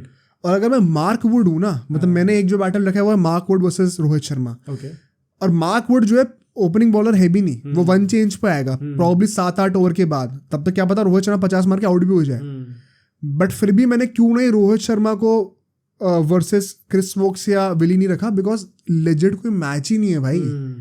मैं क्रिस वोक्स से क्या की बैटल करूं, जो कि क्रिस वोक्स अभी यहाँ पे, रोहित शर्मा अभी यहाँ पे, ये की बैटल थोड़ी हुआ। क्योंकि अभी तो मैं जनरली बताऊं, अगर रोहित शर्मा ने न्यूजीलैंड के अगेंस्ट जैसी बैटिंग करके दिखाई है ना, कायदे से उसको यहाँ पे 100 मारनी चाहिए जिस फॉर्म में वो है। मैं थोड़ा सा ग्रीडी होऊंगा इस बात में, कहते हुए I can legit see Stokes कह रहा हूँ, Woakes and Willey having a really hard time अगर रोहित शर्मा अपने एलिमेंट्स में हुआ तो। वो कूद के छक्के मार रहा होगा, ये लोग के पास कोई गेम प्लान नहीं होने वाला। और मार्क वुड आएगा, रोहित शर्मा की ट्रैजेक्टरी रही है इस वर्ल्ड कप में कि जो सबसे फास्टेस्ट बॉलर होता है टीम का, वो पिटता है, सबसे ज्यादा तोड़ाई उसी करता है। शाहीन शाह अफरीदी था अपना, या फिर हारिस रऊफ तुम कह लो, अपना ये ट्रेंड बॉल को की जगह वो मैट हेनरी कह लो तुम, ठीक है। अभी इसमें मार्क वुड है। आई थिंक अपना बीच में भी एक मैच था ना, ऑस्ट्रेलिया के चलो तो अगेंस्ट आउट हो गया था जल्दी से, बट हाँ मतलब this has been the trend in usual. So मुझे तो ऐसा लगता है कि he is going all out, उससे फ़र्क नहीं पड़ता कि कौन सामने आने वाला है. एंड अगर मैं एक और कोई की बैटल कह सकता हूँ जो कि मैंने थोड़ा सा सोचने के चक्कर में बनाया है, नॉट रियली की battle, it is Shubman Gill and अपना Willey. Because I think Chris Woakes को डोमिनेट करना इस वक्त बहुत ईजी है. क्वेश्चन आएगा कि क्या अगर रोहित शर्मा एक एंड से ऑलरेडी अटैक कर रहा है, would Willey look to attack Shubman Gill from the other end, because Rohit Sharma के ऊपर शायद ही उतना स्ट्रेस ही ना डाले, शायद पहले से बैकफुट पे हो, शायद पहले से फील्ड स्प्रेड कर रखी हो, तो maybe they would try to get an opening through Shubman Gill. And Chris Woakes मुझे लगता नहीं इस वक्त उस, क्या पता भाई क्रिस वोक्स 5 विकेट ले लेगा बट लॉजिकली मुझे लगता नहीं कि इस वक्त वो स्किल लेवल पे है शुभमन गिल के. सो मे बी विली को I will back. Maybe you can call this a key battle if you want to. I think Virat Kohli के अगेंस्ट तो कोई अभी है भी नहीं, तो I won't keep much key battles है. But coming on to the predictions, क्या लग रहा है क्या रिजल्ट होने वाला है? अच्छा, ये आदिल रशीद और मोइन अली का एक भी वो नहीं है डिस्पाइट बीइंग स्पिनर्स. क्या की बैटल में एक भी वो नहीं आएगा? क्योंकि भाई इंडिया में तुम इस वक्त किसको कह सकते हैं कि स्पिन अच्छा नहीं खेल रहा. राइट. केएल राहुल तो आउट ही नहीं होगा आकर. अब वो तो लखनऊ सुपर जायंट्स का कैप्टन है, उसको तो इन एंड आउट पता है. श्रेयस अय्यर की तो स्ट्रेंथ ही स्पिनर्स है. विराट कोहली, रोहित शर्मा, शुभमन गिल तो खेल ही अच्छा रहे. स्काई को तो मैं तो कहूंगा अच्छी बात है, उसको स्पिनर मिल जाए पहले सेट हो जाएगा वो. तो तुम किस क्या, और की बैटल स्काई ने एक ही तो मैच खेला, क्या की बैटल में रखूंगा उसको, तो क्या ही कहोगे तुम स्पिनर्स को लेके. But what about the predictions? भाई प्रेडिक्शन नॉर्मल है एकदम. आई थिंक काफ़ी इजीली इंडिया को जीत जाना चाहिए मैच. मेरा पॉइंट तो ये होगा कि मतलब ये गेम तो हमें रोंदना चाहिए. लाइक इस बार हमें बदला लेना है 2022 वर्ल्ड कप का, जो हम लोग सेमीफाइनल्स में जो हारे थे without even taking a single wicket, हम लोग हारे थे. तो उसका हमें बदला लेना है, थोड़े गंदे तरीके से हराना है. इस बार हम लोग को 10 विकेट लेने की आदत पड़ी हुई है. हाँ, थोड़ा ह्यूमिलिएट करके हराना है, ताकि वहाँ पे भी हमें थोड़े रोने की आवाज़ें आए, सुनाई दे भाई, थोड़े बहाने सुनने को मिले. Right. But in all honesty I think I will back India as well very clearly. But मैं ये कहूँगा कि हमें ओवर कॉन्फिडेंट नहीं होना बिल्कुल भी, बिकॉज इंग्लैंड एक ना ऐसा होता है ना, देखो टीम चाहे कितना भी गंदा फॉर्म हो किसी भी टीम का, अगर टीम ऑन पेपर अच्छी है ना तो किसी ना किसी दिन कभी ना कभी तो क्लिक कर ही जाएगी. सो इंग्लैंड के साथ प्लेयर्स का स्किल सेट में कोई कमी नहीं है. बात है कि कोई परफॉर्म नहीं कर पा रहा अभी, और परफॉर्म करने के लिए सिर्फ एक ही मैच चाहिए होता है, फिर एकदम से पलट जाती है बात. तो क्या पता वो इंडिया के अगेंस्ट हो, which is why I think India बिल्कुल भी लाइटली नहीं लेगी इंग्लैंड को. और ये मैच क्लोज भी हो सकता है, but I have a gut feeling कि जो भी जीतेगा वो वन साइडेड ही जीतेगा, और इंडिया ही जीत रही है, मुझे जीते हुए दिख रही है, मुझे इंग्लैंड नहीं दिख रही. राइट. क्योंकि इस वर्ल्ड कप का नेचर ही कुछ ऐसा रहा है कि चाहे अपसेट्स भी हो वो भी एकदम वन साइडेड ही हो रहे हैं. सो आई वोंट बी सरप्राइज अगर India another one sided victory लेती है. आई एम जस्ट होपिंग कि पहले बैटिंग करें, थोड़ी प्रैक्टिस भी हो जाएगी अगर इन केस नॉकआउट से पहले बैटिंग आ जाए तो, एंड अच्छा टारगेट खड़ा करके 100 वो देखने को मिले हमें थोड़ी सी, फिर देखते हैं भाई क्या होता है. तो ठीक है भाई, यहाँ से हम आई थिंक हमने क्रिकेट का सारा डिस्कशंस कवर कर लिए हैं. Let's move on to football now. काफ़ी सारी चीज़ें हमें डिस्कस करनी है. Right. I think UCL match day 3 का राउंड अप कर लेते हैं जल्दी से पहले, before moving on to the bigger games.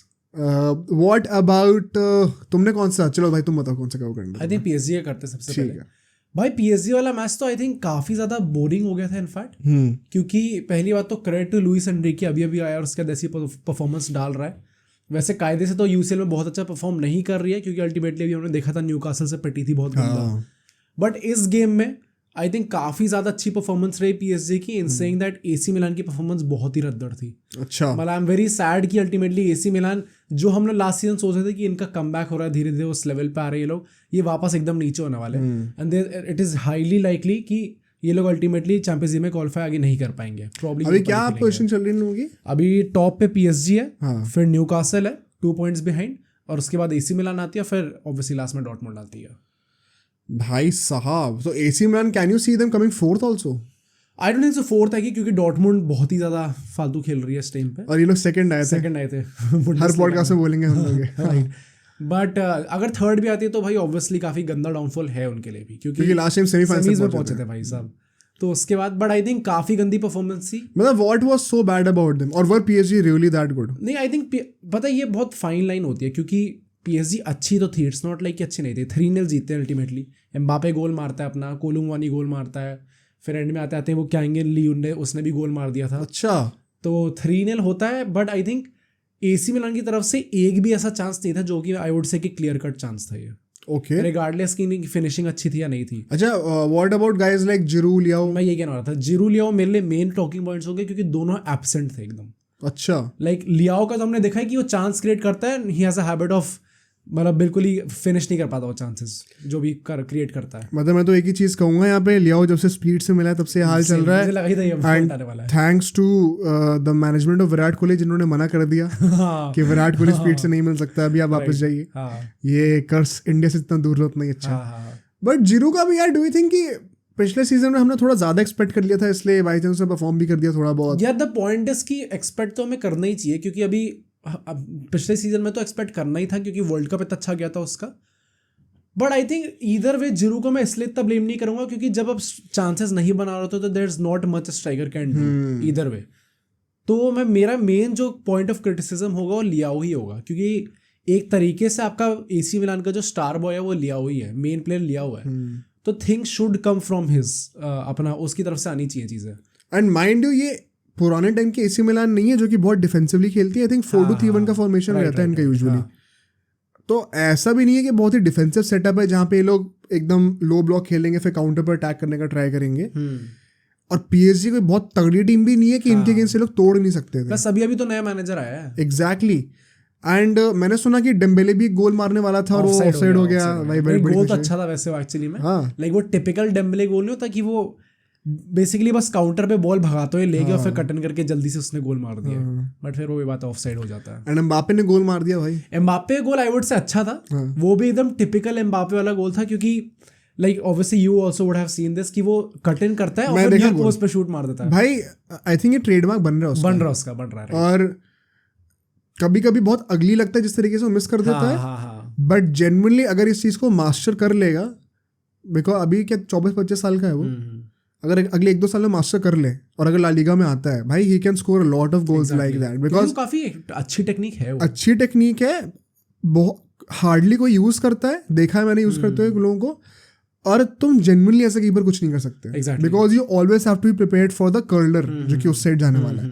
और अगर वो एंगल बंद करके अगर नियर पोस्ट भी मार रहा है ड्रैग करते हुए बॉल को, तो भाई यू कांट डू मच, तुम डबल माइंडेड हो जाओगे। तो अच्छा तो है। और वो उसके पास वो पेस है कि वो पैरों को इतनी जल्दी मूव करता है कि you won't get much time to react. So credit to Mbappe भाई। But was Mbappe good on the game? I think था, ओवरऑल गेम अच्छा था उसका। एक आई गेस 80th मिनट के आसपास उसका एक पोस्ट पे भी लग गई थी शूट, तो 2 गोल हो सकते थे उसके।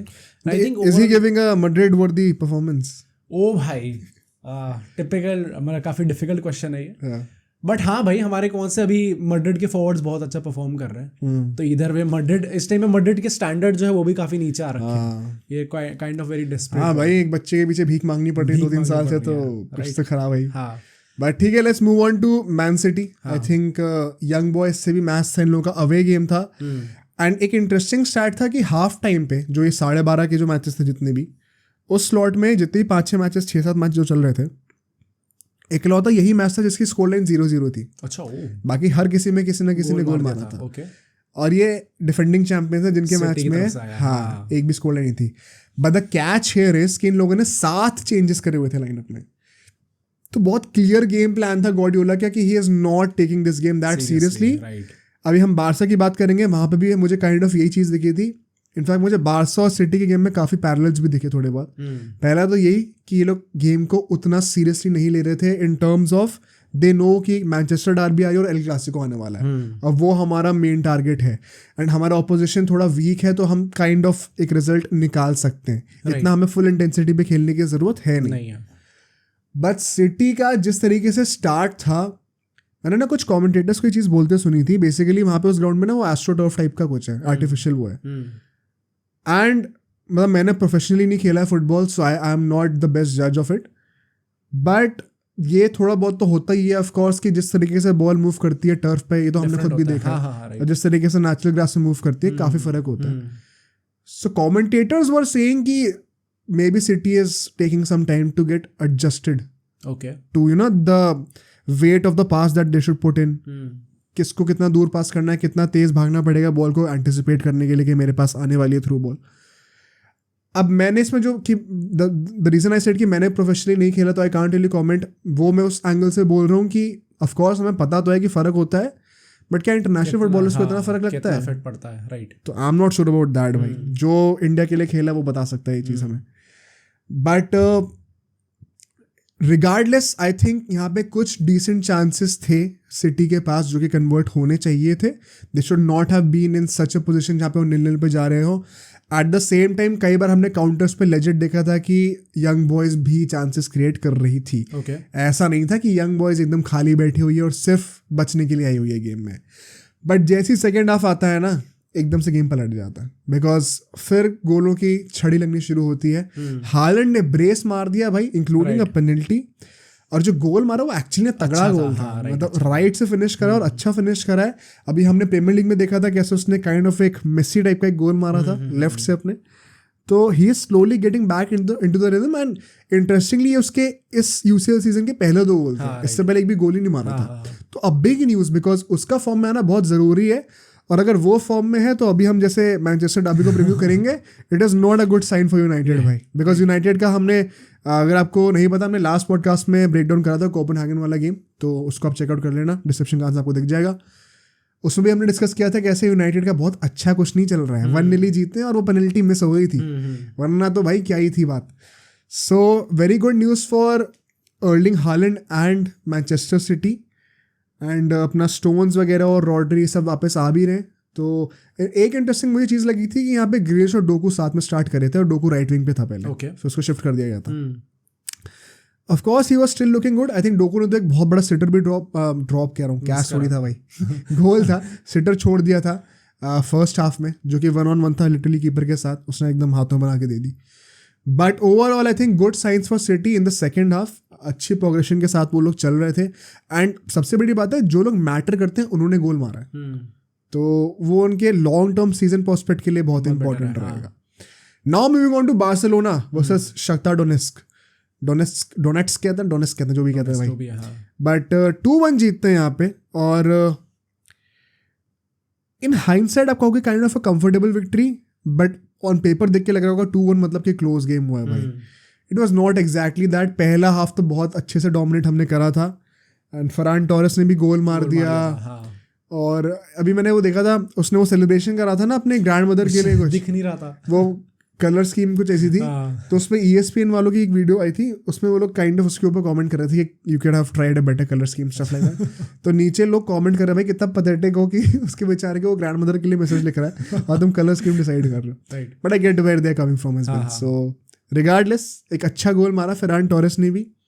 एंड फर्मीन लोपेस की थोड़ी बात करेंगे, बिकॉज इस मैच में बहुत कुछ एनालाइज करने के लिए है नहीं। लमीन यमाल भी स्टार्ट कर रहा था, जॉ फिलिक्स अपना एज ऑलवेज ही had a good game, surprisingly इतना अच्छा खेल रहा है वो बार्सा के लिए। I was not expecting him to. Inigo Martinez 1 second पहले गोल में हम लोग अगर देखें तो वो वही पीछे से वो एक लॉन्ग बॉल बना के दे रहा था, जो कि हम लोग यूजुअली फीफा में नहीं देखते, कि डिफेंडर एक लॉन्ग बॉल बना के दे रहा है सीधा, लॉफ्टेड पासिंग दे रहा है। तो आई थिंक उसका डिस्ट्रीब्यूशन भी अच्छा लगा मुझे। ओरियल रोमेयो हर decent game I would say, but वही है ना कि वो डियोंग के बिना काफ़ी एक्सपोज सा लगता है मुझे, बिकॉज जब डियोंग होता है ना तो एक ही has one guy who can also drop deep. अभी गुंडोगान कर रहा है वो चीज़, लेकिन he won't be as effective as de Jong. De Jong एक नेचुरली एक डबल पिवट का बंदा रहा है। सो रोमेयो थोड़ा तो स्ट्रगल कर रहा है डियोंग के एब्सेंस में, it is very clear. But फर्मीन Lopez इस बार एक नंबर 8 के रोल में खेल रहा था in the midfield as an interior. And मैंने नोटिस करा है हाउ, देखो जब चाहे तो फरहान टोरेस बीच में खेल रहा हो, चाहे तो जॉ फिलिक्स बीच में खेल रहा हो, both these guys are not typical number 9s, ठीक है। ये थोड़ा सा फॉल्स 9 टाइप के हैं, पीछे ड्रॉप करते हैं, थोड़ा सा पीछे ड्रॉप करेंगे, थोड़ा सा साइड में ड्रिफ्ट कर जाएंगे।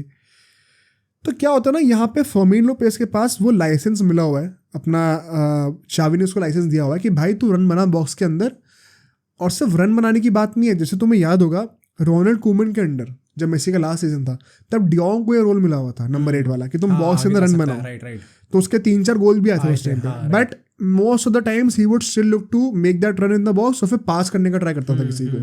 यहाँ पे डिफरेंस क्या, फर्मीन लोपेस खुद शूट लेने का ट्राई कर रहा है, और विद गॉड्स ग्रेस उसके सारे शूट्स बहुत अच्छी एक्यूरेसी से जा भी रही है। तो गोल के अंदर जा रहा है, 10-15 बार तो उसने पोस्ट पे मारी थी भाई, ऑफ कोर्स मैं एग्जैजरेट कर रहा हूँ, but you get the point.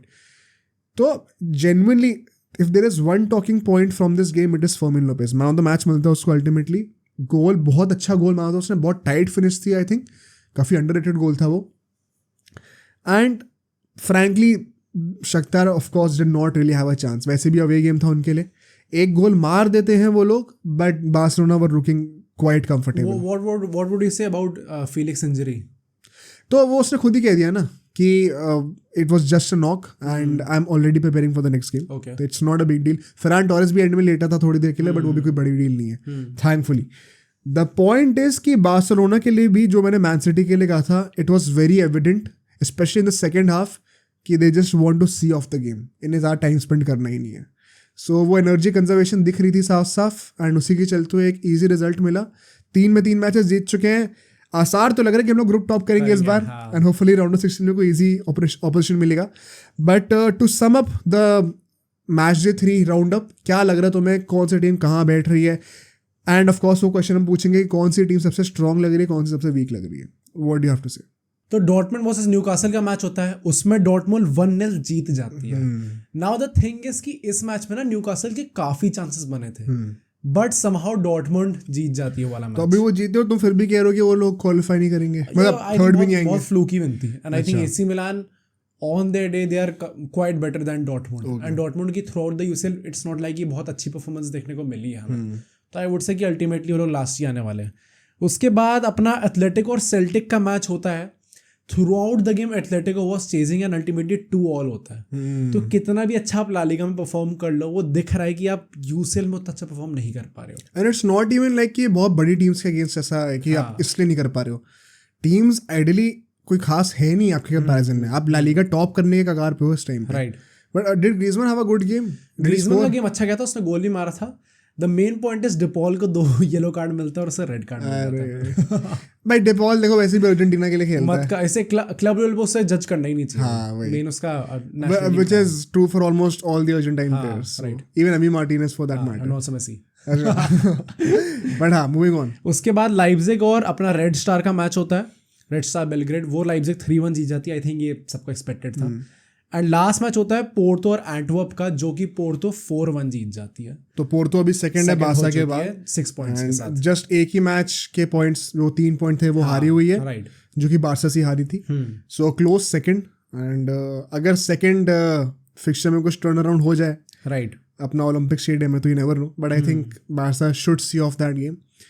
I think all in all अगर सम करें, which team is looking the strongest and which one is the weakest? I think strongest की बात करें तो इस टाइम पे बार्सिलोना, मैनचेस्टर सिटी, उसके बाद आती है अपनी रियल मैड्रिड एंड बायर्न। ये 4 टीम्स है जिनने इस टाइम पे 3 मैच में 9 पॉइंट्स लिए, लाइक 3 मैच जीते हैं। ये तो तुमने पॉइंट वाइज बता दिया। नहीं, मैं वही कह रहा हूँ कि लाइक जो भी स्ट्रॉन्गेस्ट होगा वो इन 4 में से ही है, पहली बात तो। नाउ द प्रॉब्लम इज कि मैं किसे चूज करूँ, क्योंकि या तो सिटी को कह सकते हैं हम लोग, या इस टाइम पे आई थिंक बारसा भी काफ़ी अच्छी कंटेंडर है, और बायर्न भी। आई डोंट थिंक रियल मैड्रिड होने वाली है इसमें। बायर्न आई वुड से यार, आई वुड स्टिल से कि इस टाइम पे सबसे ज़्यादा स्ट्रॉन्ग मुझे सिटी लग रही है, बिकॉज 7 चेंजेस के बाद भी ऐसे डोमिनेटिंग अवे विनली है। राइट, तो हाँ भाई, I think we have to give them some credit here. And Barca का भी बिल्कुल कह सकते हैं, इतनी सारी इंजरीज होने के बाद भी इतना अच्छा खेल रहे हैं, तो बिल्कुल बनता है। बायर्न मुझे लगता है हमेशा, मतलब बायर्न के साथ पता है ऐसी सीन है कि वो कितना भी अच्छा खेल रहे, लोग हमेशा अंडररेटेड ही रखेंगे, कभी नोटिस ही नहीं करेंगे। And Bayern once again should have a good season, I hope. तो but if I have to still pick one, I will still pick City. Exactly, right. कुछ तो है सीन अभी भाई, अभी we still have to see a lot of loss for us to change our mind. Weakest कौन सी लग रही है भाई? आई थिंक वीकेस्ट अगर हम लोग बड़े क्लास में बात करें तो if we consider Atletico Madrid a big club. True, क्योंकि एथलेटिको मैड्रिड का अगर हम लोग ग्रुप की बात करें तो उसमें फाइनोर्ड है, लात्सियो है और सेल्टिक है। उसमें भी अगर आप सेकंड आ रहे हो अल्टीमेटली, तो I think it's a massive disappointment for them. Fair point. Specifically why? Because कि वो लोग ला लीगा में अच्छा खेल रहे हैं। सो यूनाइटेड ऑफिशियली इस बर्डन से हट चुकी है। हाँ, राइट। चलो भाई, I think United is also in close competition, बहुत ही close competition, but Atletico Madrid is a good shout. ठीक है भाई, now let's move on to El Clasico preview. क्या है हमारे लिए यहाँ पे डिस्कस करने के लिए? सबसे पहले तो आई थिंक कुछ रिकॉर्ड्स की बात करते हैं कि कैसा सीजन जा रहा है, क्या हिस्ट्री रही है इनकी, हेड टू हेड कैसा रिकॉर्ड है इनका आपस में। मैं आपको पहले बता दूं, Barca is the only team in La Liga right now जो कि अनबीटन है। अच्छा, टॉप 5 लीग्स में भी शायद अकेली सी टीम है ना, या और भी कोई है? बारसा, हाँ, सिटी भी हार चुकी है। टॉटनहम तो अच्छा भाई, चलो मतलब पॉइंट वो है कि ड्रॉ होता है तो भी तो अनबीटन ही होता है। हाँ, राइट। बट बारसा जीती भी काफी मैचेस हैं। तो बारसा अनबीटन है ला लीगा में। अगर हम लोग बात करें कि पर मैच ला लीगा में नहीं, पूरे सीजन में, हाँ वैसे हाँ, पर मैच कितने गोल्स मार रही है तो उसमें बारसा रियल मैड्रिड से बेटर है। बट द थिंग इज कि सरप्राइजिंग फैक्ट मेरे लिए ये है कि अगर हम लोग कंसीड की बात करें तो उसमें रियल मैड्रिड बेटर है। नहीं क्योंकि बारसा का लास्ट सीजन बहुत तगड़ा गया था डिफेंसिवली, बट इस बार जो इंजरीज हुई हैं और जो थोड़े बहुत हमने चेंजेस करे बिकॉज कैंसिलो भी आ गया, of course we are not at that level right now.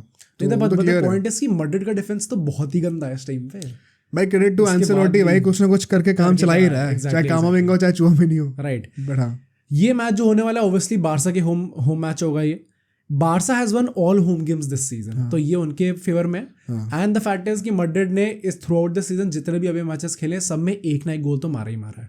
तो आई थिंक ये पता चल गया है कि बेसिकली जो भी मैच होगा वो 0-0 ड्रॉ नहीं होने वाला। आई डोंट थिंक सो 0-0 होने वाला है से, क्योंकि दोनों टीम्स की डिफेंसेस थोड़े वल्नरेबल है इस टाइम पे। राइट। अगर हम लोग हेड टू हेड की बात करें, लास्ट 5 मैचेस में बारसा 3 जीती है और मैड्रिड 2 जीती है। बट जो लास्ट फिक्सचर हुआ था इनका बीच में वो रियल मैड्रिड 4-0 जीती, वो तो तोड़ ही दिया था कैंप न्यू में ही। राइट। तो हाँ भाई, कोपा डेल रे का था ना वो। हाँ, कोपा डेल रे का था। तो आई जेन्युइनली थिंक कि ये मैच हो सकता है कि थोड़ा हमें हाई स्कोरिंग भी देखने को मिले। Like it is a very high anticipated match, not just because of the history behind this match या बिहाइंड द टू टीम्स जो भी राइवलरी इनकी, बट जेन्युइनली इस टाइम पे जैसे डिफेंसेस हैं दोनों टीम के प्लस जैसे अटैक्स हैं, आई डू थिंक ये थोड़ा हाई स्कोरिंग गेम हो सकता है। प्लस थोड़ी फायरी भी लग रही है दोनों के बीच में, जो भी, क्योंकि अभी खुल के आके लापोर्ता ने उल्टी सीधी बातें करी है मैड्रिड के बारे में।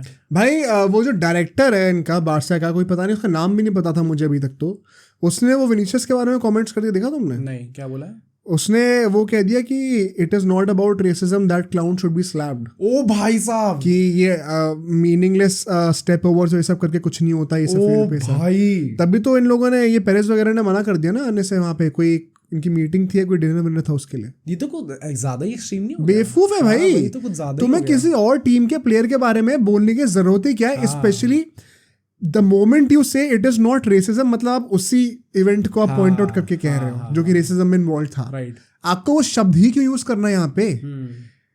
क्लाउन वो नहीं, क्लाउन आप हो कि आपने ऐसी हरकत करी है। तो I think a very dumb move by that guy. Barça का नाम भी फालतू में खराब कर रहा है, और बारसा की पब्लिक जो इमेज है ना इस पूरे सिचुएशन है, वो आप खुद ही एक स्टेप डाउन दे रहे हो उसको। एक तो बेवकूफ़ी करिए बिल्कुल। राइट। आई थिंक पेरेस ने जो करा वो नेचुरली था, वही पॉलिटिकल मूव है, बट करना ही था उसको, तो बनता है वो। एंड लापोर्ता भी चलो जो कह रहा है वो तो कह ही रहा है मैड्रिड के बारे में। बट मतलब द पॉइंट इज कि एक्चुअली हमारे लिए अल्टीमेटली चीज़ अच्छी हो गई क्योंकि हमें थोड़ा फायरी मैचअप देखने को मिलेगा। I can see this game जहाँ पे फाइट्स भी हो सकती हैं थोड़ी ज़्यादा वैसे। But I have never seen the Barca fans being racist about. नहीं, बारसा रेसिस्ट तो कभी नहीं होते। आई डोंट थिंक कि कभी भी ये चीज़ आई है बारसा के अगेंस्ट स्पेसिफिकली। मतलब हमें नहीं पता कि स्टेडियम के अंदर हो सकता है 90,000 में से 1-2 लोग हो, तो पर कंसीडर भी नहीं करेंगे इस चीज़ को। मतलब गालियां वालियां पड़ेंगी, बट रेसिज्म उस लेवल तक नहीं जाएगी चीज़, जहाँ पे ब्लेटेंटली दिख रहा है। हाँ, बट मैं जनरल कह रहा हूँ कि अच्छी चीज़ ये है कि like both the teams would be quite motivated for this. And थोड़ा जब वो पर्सनल हो जाती है चीज़ें तो ज़्यादा अच्छा मैच देखने को मिलता है। थोड़ा अराउहो वर्सेस रुडिगर हो जाए तो मज़ा आ जाए भाई। नहीं, ये है कुछ लाइक अभी हम लोग आएंगे प्रेडिक्टेड लाइनअप्स पे, but a lot of sources are saying कि चावी इज कॉन्टेम्पलेटिंग कि क्या हमें कैंसेलो को स्टार्ट कराना चाहिए राइट विंग पे। हाँ, मैं भी आऊंगा उस चीज़ के या अराउहो को। हाँ, तो now let's come to the predicted lineup. What do you think should be the lineup for Barcelona? तो भाई आई थिंक राफिनिया लेवेंडोस्की के से रूमर्स तो थे कि वो फिट हो जाएंगे टाइम में, but there is still no confirmation at least at the time of recording this podcast.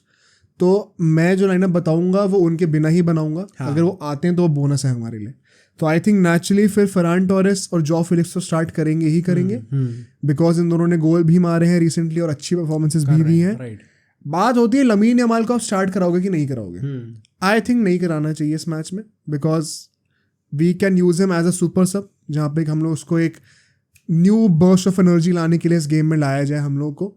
वो आई थिंक बेटर रहेगा rather than absolutely starting him from the beginning, which would also open the gates for Fermin Lopez to be a winger on the left side. एक advance role में खेलने को उसको मिलेगा। तो I think Fermin Lopez left wing पे, Felix बीच में, एंड राइट साइड पे फरान टोरेस हो जाएगा अपना। फरान टोरेस भी अपनी नेचुरल पोजीशन पे आ जाएगा इसी बहाने। एंड फीलिक्स को हम देखेंगे यहाँ पे कि ही विल ड्रिफ्ट इन, कई बार अपने लेफ्ट फ्लैंक पे चला जाएगा, थोड़ा मिडफील्ड में आ जाएगा, विच वुड मीन कि फर्मीन लोपेस के पास वो लिबर्टी होगी कि वो बॉक्स के अंदर रन्स बनाए। एंड वो गोल्स मार के दिया हमें। वो एक इंटरेस्टिंग डायनामिक लगेगा मुझे अगर ऐसा होता है तो। मिडफील्ड में तो ऑफकोर्स अभी क्योंकि इतनी इंजरीज हो रखी है हमें पता ही कौन खेलेगा। रोमेयो हमारा पिवट बनेगा, गुंडोगन और गावी स्टार्ट करेंगे, तो उसमें आई थिंक कोई भी क्वेश्चंस नहीं होंगे। क्वेश्चन होगा डिफेंस में। Balde of course will start, Christiansen should start for sure. कुंडे अभी इंजर्ड है तो वो तो खेल नहीं सकता है। अब बात आती है इनिगो मार्टिनेस, रोनाल्ड अराउहो और कैंसेलो की। इन तीन में से 2 लोग स्टार्ट करेंगे। अलोंसो का कोई एक्सपेक्ट कर रहा भाई नहीं करना, please don't expect that. Inigo Martinez भाई in all honesty at least ball distribution में ही has shown a lot of promise. I am pretty impressed with him, ठीक है। I think he has done a reasonable job. बात आती है Cancelo की, because Vinicius वाले थ्रेट को हमने देखा कि अराउहो यूजुअली अच्छे से टैकल करता आ रहा है। And I am personally tempted to start those 3 center backs with Araujo being the right back there. Okay. And Inigo and अपना Christensen का center back pairing हो जाए साथ में. Basically Cancelo will be sitting out. But the point is Ferran Torres हमारा वैसे भी एक प्रॉपर विंगर नहीं है। जो लोग भी ये चीज़ कह रहे हैं ना, हमें ये चीज़ ध्यान रखनी चाहिए कि जब भी अराउहो राइट बैक पोजीशन पे होता है तो हमारे पास सामने या तो रफीनिया था या तो डेम्बेले था, जो कि विंग पे स्टिक करके आगे विंग पे रन बना के क्रॉस मारता था। अब हमारे पास एक जेन्युइन विंगर नहीं है इन फरान टोरेस। वो खुद भी थोड़ा कट इन करेगा वगैरह वगैरह, तो क्या राइट विंग का पूरा वो स्पेस खाली रह जाएगा, वहाँ पे हम एक्सप्लॉइट ही नहीं कर पाएंगे, because Araujo will not be as effective as Cancelo going forward. तो ये एक डिलेमा मुझे लगता है। एंड इसमें बात हो जाएगी कि क्या हम एक अग्रेसिव अप्रोच लेने जा रहे हैं, विच मीन्स कैंसेलो को हम लोग स्टार्ट करा के वी विल से कि नहीं भाई हम लोग वो राइट विंग की पोजीशन एक्सप्लॉइट करेंगे, because mind you real Madrid की फॉर्मेशन काफी नैरो है। 4-1-2-1-2 जो होती है usually. Vinicius on paper centre forward है एक, वो ठीक है ड्रिफ्ट कर सकता है लेफ्ट विंग पे, बट दैट वुड मीन कि विंग्स पे काफी स्पेस खाली छूट सकती है, जो कि अराउहो के होते हुए हम एक्सप्लॉइट कर ही नहीं पाएंगे। तो I will be tempted to start Araujo, but I think logically थोड़ा अग्रेसिव अप्रोच हमें लेना चाहिए। हम टेबल टॉप करना चाहते हैं, वी आर डिफेंडिंग चैंपियंस, घर पे खेल रहे हैं। I think Cancelo should start, but in saying that यहाँ पे क्वेश्चन होगा चावी के लिए, जो चॉइस होगी वो 2 चीज़ों में होगी। एक तो जो मैंने कहा अग्रेसिव अप्रोच, और एक थोड़ा प्रैक्टिकल रिजर्व्ड अप्रोच, थोड़ा defensive approach, which is to start Araujo कि भाई ठीक है हम लेफ्ट साइड से अटैक करने का ट्राई करेंगे, देखी जाएगी जो राइट साइड से होता है। Personally I would love to start Joao Cancelo. What do you think about that? I think मेरे लिए भी to be very honest I think कि अल्टीमेटली कैंसेलो ही स्टार्ट करना चाहिए, बिकॉज वी हैव सीन कि विनीशियस जो है वो like he has the liberty to go to the left wing, but काफ़ी बार हमने देखा है कि जो भी हमारे गोल्स आ रहे हैं वो थोड़ी सेंटर पोजीशन से ही आ रहे हैं उसके विनीशियस के जितने भी गोल आ रहे हैं। तो आई डोंट थिंक कि विनीशियस ईदर वे जो थ्रेटनिंग पोजीशंस होने वाली है उसकी वो बहुत ज़्यादा लेफ्ट साइड में होने वाली है। तो if he is kind of sticking to an inverted winger role, तो वैसे भी फिर अराउहो को सेंटर बैक ही बनाना चाहिए। एग्जैक्टली।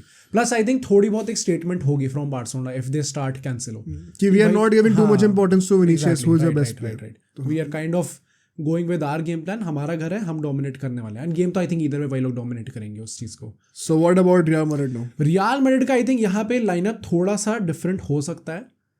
एंड वाई जो मैंने कैंसेलो वाली बात करी थी, मेरे को लगता है कि उस चीज़ को टैकल करने के लिए ही हमारा लाइनअप थोड़ा डिफरेंट हो सकता है। अच्छा, नाउ व्हाट आई थिंक इसकी लास्ट मैच जो हमने फॉर्मेशन खिलाई थी 4-2-2-2 वाली, जो कि थोड़ी बॉक्स फॉर्मेशन थी, आई थिंक इस गेम में आई नो कि सिर्फ एक ही गेम में हमने वो चीज़ ट्राई करी है, बट इस गेम में वो चीज़ ट्राई करना इज़ वेरी इंपॉर्टेंट, क्योंकि बार्सिलोना के जो दोनों फुल बैक्स हैं वो पागल हैं एकदम। वो आगे जाएंगे और वो प्रॉपर क्रिएटिविटी भी प्रोवाइड करते हैं, चाहे वो बाल्डे हो चाहे वो कैंसेलो हो, और दोनों ऐसे टाइप के जो आगे भी जाएंगे और पीछे भी उसी टाइम पे आएंगे। क्या पता पिछला गेम इस चीज़ की प्रैक्टिस के लिए था फॉर्मेशन, हो सकता है, हु नोस।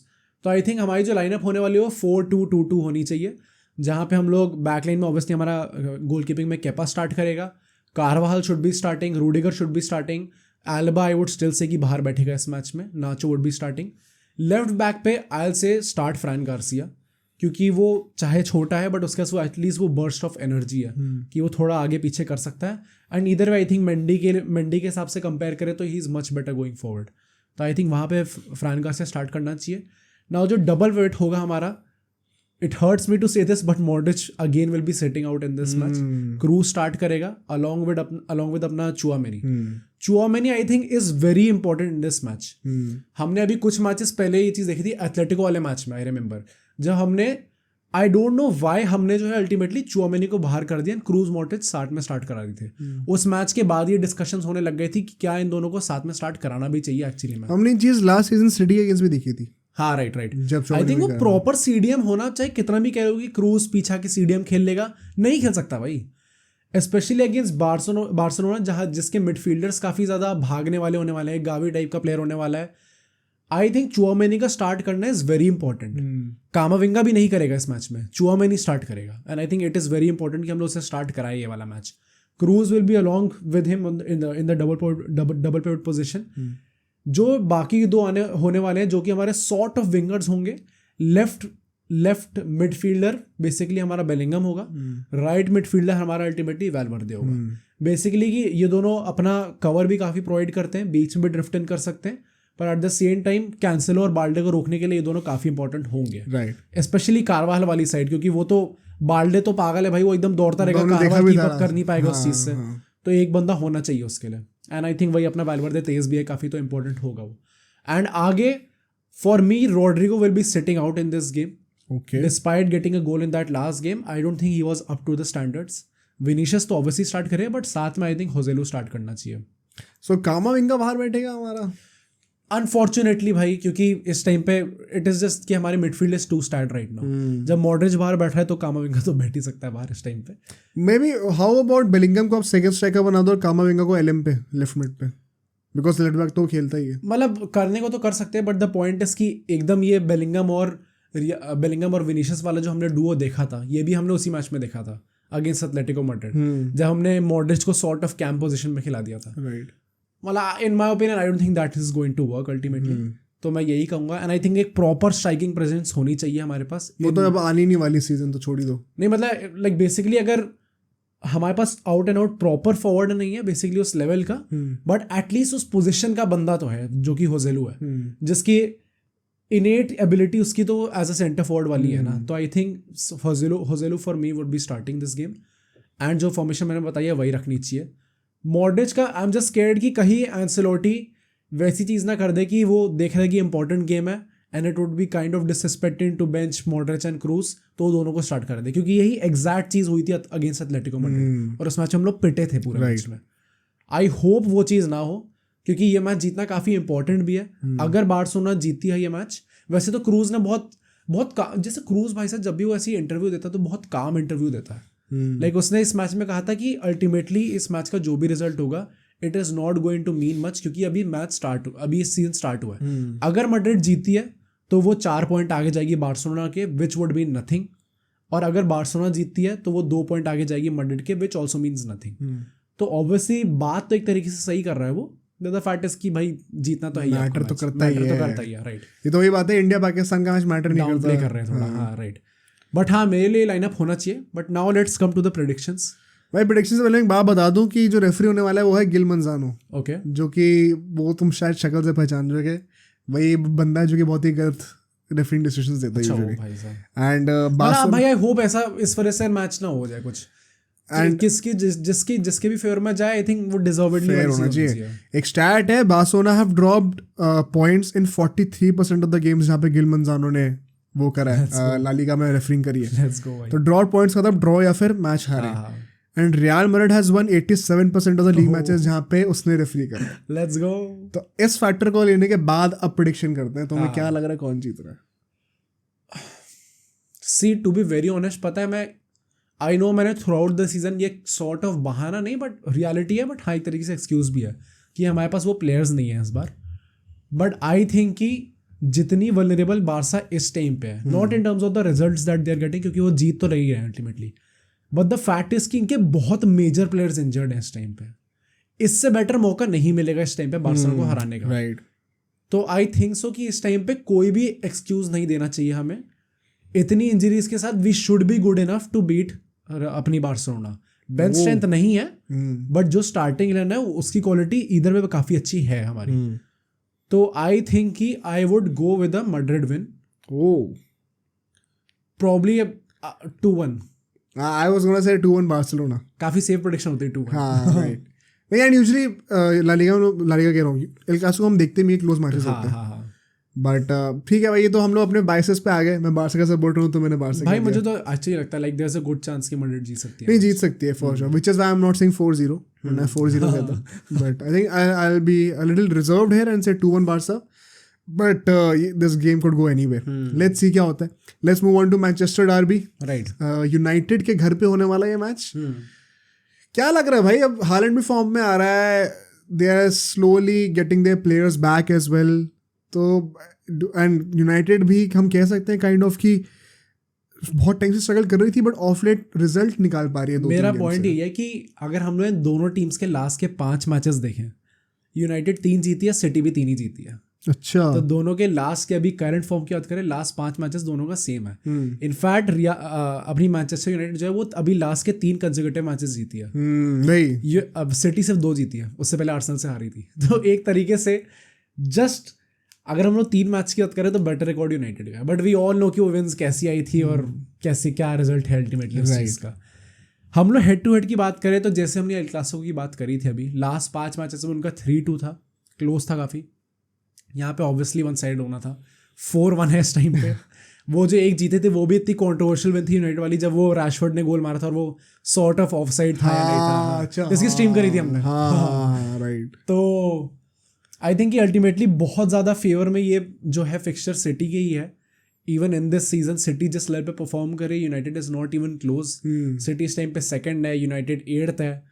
तो आई थिंक कि odds are heavily in favour of अपना Manchester City. The only thing that is in favour of United is कि मैच घर पे है भाई। और although I don't even think that is a big favor because कुछ है भी नहीं, ऐसा कुछ खास रिकॉर्ड है नहीं ओल्ड ट्रैफर्ड पे। एक जो बहुत गंदी चीज़ है यूनाइटेड के लिए, that is the amount of players that are injured for them. Martinez अपना इंजर्ड है, आई थिंक लूक अपना जो लिसांड्रो मार्टिनेज जो इंजर्ड हुई है उसको वो काफी मैटर करती है यूनाइटेड की। वो चीज़ दिख रही है डिफेंस में कि अच्छा एवेंस वगैरह को खिलाना पड़ रहा है। एग्जैक्टली। शॉ इंजर्ड है, शॉ भी उनका स्टार्टिंग लेफ्ट बैक था, वो भी इंजर्ड है। बिसाका इंजर्ड है, बिसाका भी एक टाइम पर राइट बैक पे अपना स्टार्टर हो गया था, वो भी इंजर्ड है। ऑल्दो डालो ने अभी गोल मारा है तो कुछ भी हो सकता है। कैसीमिरो इंजर्ड है भाई साहब, सबसे बड़ा है, सबसे बड़ी चीज़, सबसे बड़ा जो लॉस हो यूनाइटेड के लिए वो यही होगा अल्टीमेटली कि कैसीमिरो इंजर्ड है। उसकी वजह से उन्हें वही मैकटोमिने और अपना अमराबाद खिलाना पड़ेगा। तो आई थिंक कैसीमिरो का ना होना is going to harm United greatly. City की बात करें तो एक इंजरी तो तुम भूल ही गए। कौन? सोचो भाई, कौन है? सैंचो ब्रेन इंजरी हुई। अरे हाँ सैंचो को ब्रेन इंजरी है। सैंचो को ब्रेन इंजरी हो गई भाई, वो अपोलोजाइज नहीं कर पा रहा भाई। वैसे उसका वो है पता है, ऑलमोस्ट पक्का हो गया उसका, होना ही है तो कंफर्म भी है, जा रहा है। हाँ बट सिटी की बात करें तो एक ही उनका सॉर्ट ऑफ गंदी चीज़ है, एक तो डिब्रोना इंजर्ड है, but then again we have seen कि कितना अच्छा परफॉर्म कर रहे हैं उसके बिना भी। द ओनली थिंग इज ये अकांजी सस्पेंडेड, ऑल्दो वो भी कितना ही मीन करने वाला है गिवन कि कितने क्वालिटी सेंटर बैक्स ऑलरेडी हैं सिटी के पास। गॉर्डियोला आके अकांजी भरे पड़े हैं, ये काइल वॉकर भी है, रूबन डियाज भी है, सब तो हैं। राइट। तो मुझे लगता है बहुत ज़्यादा कुछ प्रॉब्लम नहीं होने वाली उससे। हैविंग सेड दैट, हम लोग लाइनअप्स पे आते हैं। सिटी का लाइनअप आई थिंक जो होने वाला है, क्योंकि अकांजी इंजर्ड है, Diaz will come back, ग्वार्डियोल, Diaz and walker start करने वाले हैं आई थिंक, जो कि 3-4 फॉर्मेशन होती है इनकी बेसिकली। उसमें 3 एट द बैक उनके यही होंगे। द गुड थिंग इज आके will not start, I don't think आके स्टार्ट करने वाला है। द गुड थिंग इज कि स्टोन्स इज बैक, तो हम लोग वापस उसे फाइनली वो डबल पिवट पोजीशन में देख सकते हैं, स्टोन्स एंड अपना रॉड्री, जो कि अनबीटेबल 2 हो गए थे लास्ट सीजन। ऑल्दो अभी तक कराया नहीं, खिलाया नहीं उसने अभी तक। हाँ राइट, तो देखना पड़ेगा। हाँ आगे की बात करें तो I think Docu should be starting. यहाँ पे कुछ लोग कहेंगे कि ग्रिलिश स्टार्ट कर सकते हैं, बट भाई आई थिंक कि डोकू जिस लेवल पे परफॉर्म कर रहा है अभी, ग्रिलिश इज नॉट इवन क्लोज उसके। बट वही बात है ना कि व्हेन डू यू ट्रस्ट ग्रिलिशन से कि क्योंकि अभी इंजरी से आया है जो भी है, तो थोड़ा टाइम तो लगेगा कि अपना पीक हिट करने में। और जिस तरीके से उसने लास्ट सीजन खेला है, अगर दिसंबर तक का टाइम भी लगता है तो main part of the season तो जनवरी से ही शुरू होगा। मेरा पॉइंट ये है कि इसमें क्योंकि इस टाइम पे सिटी टॉप पे नहीं है, सिटी टॉटनहम इस टाइम पे टॉप पे and Tottenham is also looking very good, plus Arsenal is also going to challenge for the title. मेरा पॉइंट ये है इस टाइम पे कि ये जो कॉन्फिडेंस दिलाने वाले मैचेस हैं, क्योंकि ये जो मूव है ये सिटी के लिए काफ़ी अच्छा भी जा सकता है if he performs to his level, क्योंकि इस टाइम पे अगर उनकी अपनी proper if you have to choose between them on their day, तो ऑब्वियसली ग्रिलिश होने वाला है। बट द थिंग इज कि क्या आप इस चीज़ को रिस्क कर सकते हो अभी when you are not at the top of the table, given Guardiola है मैनेजर जो कि एकदम परफेक्शन चाहता है हर चीज़ से। तो मुझे ऐसा लगता है शायद ग्रिलिश स्टार्ट ना करे, क्योंकि दिस इज ऑब्वियसली कुछ भी कह लो, डार्बी तो डर्बी है ना, हो सकता है थोड़ा टफ मैच निकले, क्या पता। तो आई थिंक सो कि शायद यहाँ पे अपना डोकू स्टार्ट करेगा। अल्वारेस तो ऑब्वियसली स्टार्ट करने वाला है, लास्ट मैच में भी उसने गोल मारा था, तो काफ़ी इंपॉर्टेंट होने वाला है वो। Bernardo Silva will be starting and right में आई थिंक फोर्डन स्टार्ट करने वाला है। फोर्डन आई नो बहुत ज़्यादा अच्छा नहीं रहा है जितने भी रन ऑफ फिक्सचर्स मिले हैं उसको, but I think ultimately फोर्डन start करेगा इस मैच को भी। एंड आगे तो ऑब्वियसली हालैंड होने वाला है। हालैंड का वही बात है भाई कि वो अब धीरे धीरे वापस फॉर्म में आ रहा है। लास्ट मैच में अच्छे गोल भी मारे हैं, उससे पहले वाले मैच में भी काफ़ी अच्छा गोल मारा था, तो that is always a worrying sign for United अपना। यूनाइटेड की बात करें अगर, तो आई थिंक जो लास्ट मैच में जो इनका लाइनअप था, डिट्टो सेम वही लाइनअप होना चाहिए, क्योंकि बहुत ऐसी कुछ चेंजेस आप कर नहीं सकते। ओनाना आपका कीपर होगा, Dalot should be at the right back, Varane should be starting, Maguire should be starting. भाई मैगवायर काफ़ी अच्छा खेल रहा है अभी, गोल मारा भाई, right. Reguilon will start, Amrabat will be starting क्योंकि एक ही सीडीएम है अभी इनके पास। McTominay would have to start. I know बहुत अच्छी परफॉर्मेंसेस नहीं है उसकी इस टाइम पे। I mean he is having extreme emotions, कभी गोल मार दे रहा है, फिर कभी पेनल्टी दे रहा है, बट वही ना कि ये जो दोनों इमोशंस है वो एक ही मैच के अंदर दिख रहे हैं। हाँ, तो नलिफाई हो गया ना, हाँ नलिफाई हो रहा है एग्जैक्टली। तो आई थिंक सो कि McTominay will be starting, Antony को स्टार्ट कराया जाएगा, रैशफोर्ड को स्टार्ट कराया जाएगा। ऑल्दो आई डोंट गेट कि ये लोग कितना डिजर्व करते हैं एक्चुअली में। एट दिस पॉइंट तो I think Pellistri should be at the right wing and Garnacho should be at the left wing, but the point is कि ये डार्बी है अगेन एंड थोड़ा एक्सपीरियंस चाहिए ही होगा। और ब्रूनो स्टार्ट करेगा, ब्रूनो स्टार्ट करेगा, राइट, ब्रूनो स्टार्ट करेगा, आगे हॉलैंड स्टार्ट करेगा।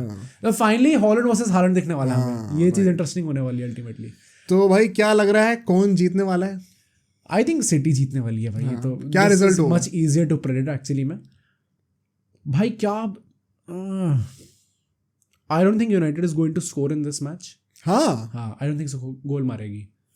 आई विल प्रोबब्ली से, वैसे realistically yes, because they have really struggled to score against even the big teams, मतलब इवन द स्मॉल टीम्स। तो हाँ भाई, केस इन पॉइंट तो बनता है। आई थिंक हेविली डोमिनेट करने वाली है सिटी अपनी, and the score line is going to be 3-0। मेरे दिमाग में 3-0 ही आ रहा था, पता है एग्जैक्टली भाई साहब। बट चलो क्योंकि तूने 3-0 कहा है तो आई विल से 4-0। ओके, ओह भाई साहब, या फिर 4-1। हाँ चलो ठीक है, 4-1 कर। पॉइंट ये 3 से नीचे हम जा नहीं सकते। हाँ भाई, मतलब 3 का गैप तो होना चाहिए। बिकॉज जेन्युइनली इस टाइम पे मुझे भी लगता है कि I will be personally surprise अगर यूनाइटेड ने यहाँ पे ये विक्ट्री पुल ऑफ कर ली, and it is going to be a big boost for them अगर ऐसा होता है। राइट। ऑल्सो पता है, मैं एक पॉइंट कहूँगा कि अभी जो तुम कह रहे थे कि शायद ग्रिलिश को स्टार्ट नहीं कराना चाहिए, I know I get the logic, but I also feel कि प्रीमियर लीग जहाँ तक लोग कहते हैं कि बेस्ट लीग भी है, it is also the home ground for a lot of bottlers as well भाई, चाहे वो आर्सेनल हो चाहे वो टॉटनहम हो। तो एंड बाकी जो टॉप 6 क्लब्स हैं, चेल्सी, यूनाइटेड, ये सब they are not even close. तो मतलब मैं तो कहूँगा इतना टेंशन लेने की जरूरत है भी नहीं सिटी को। Okay, and they can experiment with Grealish as well, but I understand why you would want to go with Doku. So all in all I think City should be dominating. Interesting match होना चाहिए, interesting Sunday होना चाहिए, because अपना India का match भी चल रहा होगा उस टाइम पे, राइट, तो मजा आएगा देखने में side by side. But now let's move to the last topic. India का मैच 28 को है ना? इंडिया में संडे को है भाई। अच्छा, okay. जो भी है, तो इतना पता मुझे, अब डेट मत पूछो, 29 है शायद। बट हाँ, let's move on to the Ballon d'Or, because Ballon d'Or अब आने वाला है।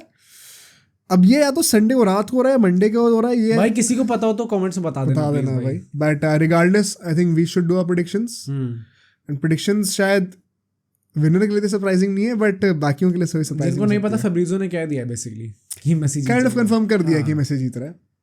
मतलब the best possible way in which he could confirm but not state anything officially, उसने उस भाषा में कंफर्म कर दिया। सो बोला कि अभी तक रिपोर्ट्स आई उसके हिसाब से मेसी जीत रहा है, बाकी फाइनल हमें पता चलेगा अपना। तो मतलब क्या है उसका? जीत गया वो अपना जेमी कैरिगर उसने भी डाल दिया ना फोटो एक। अच्छा हो गया कि ऐसे बैलन डोर बीच में बैठा हुआ है वो, और एक और उसका जो दोस्त है, मैं भूल गया उसका नाम, वो ऐसे मुंह खोल के ऐसे बैठे हैं, कह रहे saving protecting the Ballon d'Or for Messi ऐसे करके। ओके, तो वो सबको पता चल ही चुका है कि वो जीत रहा है।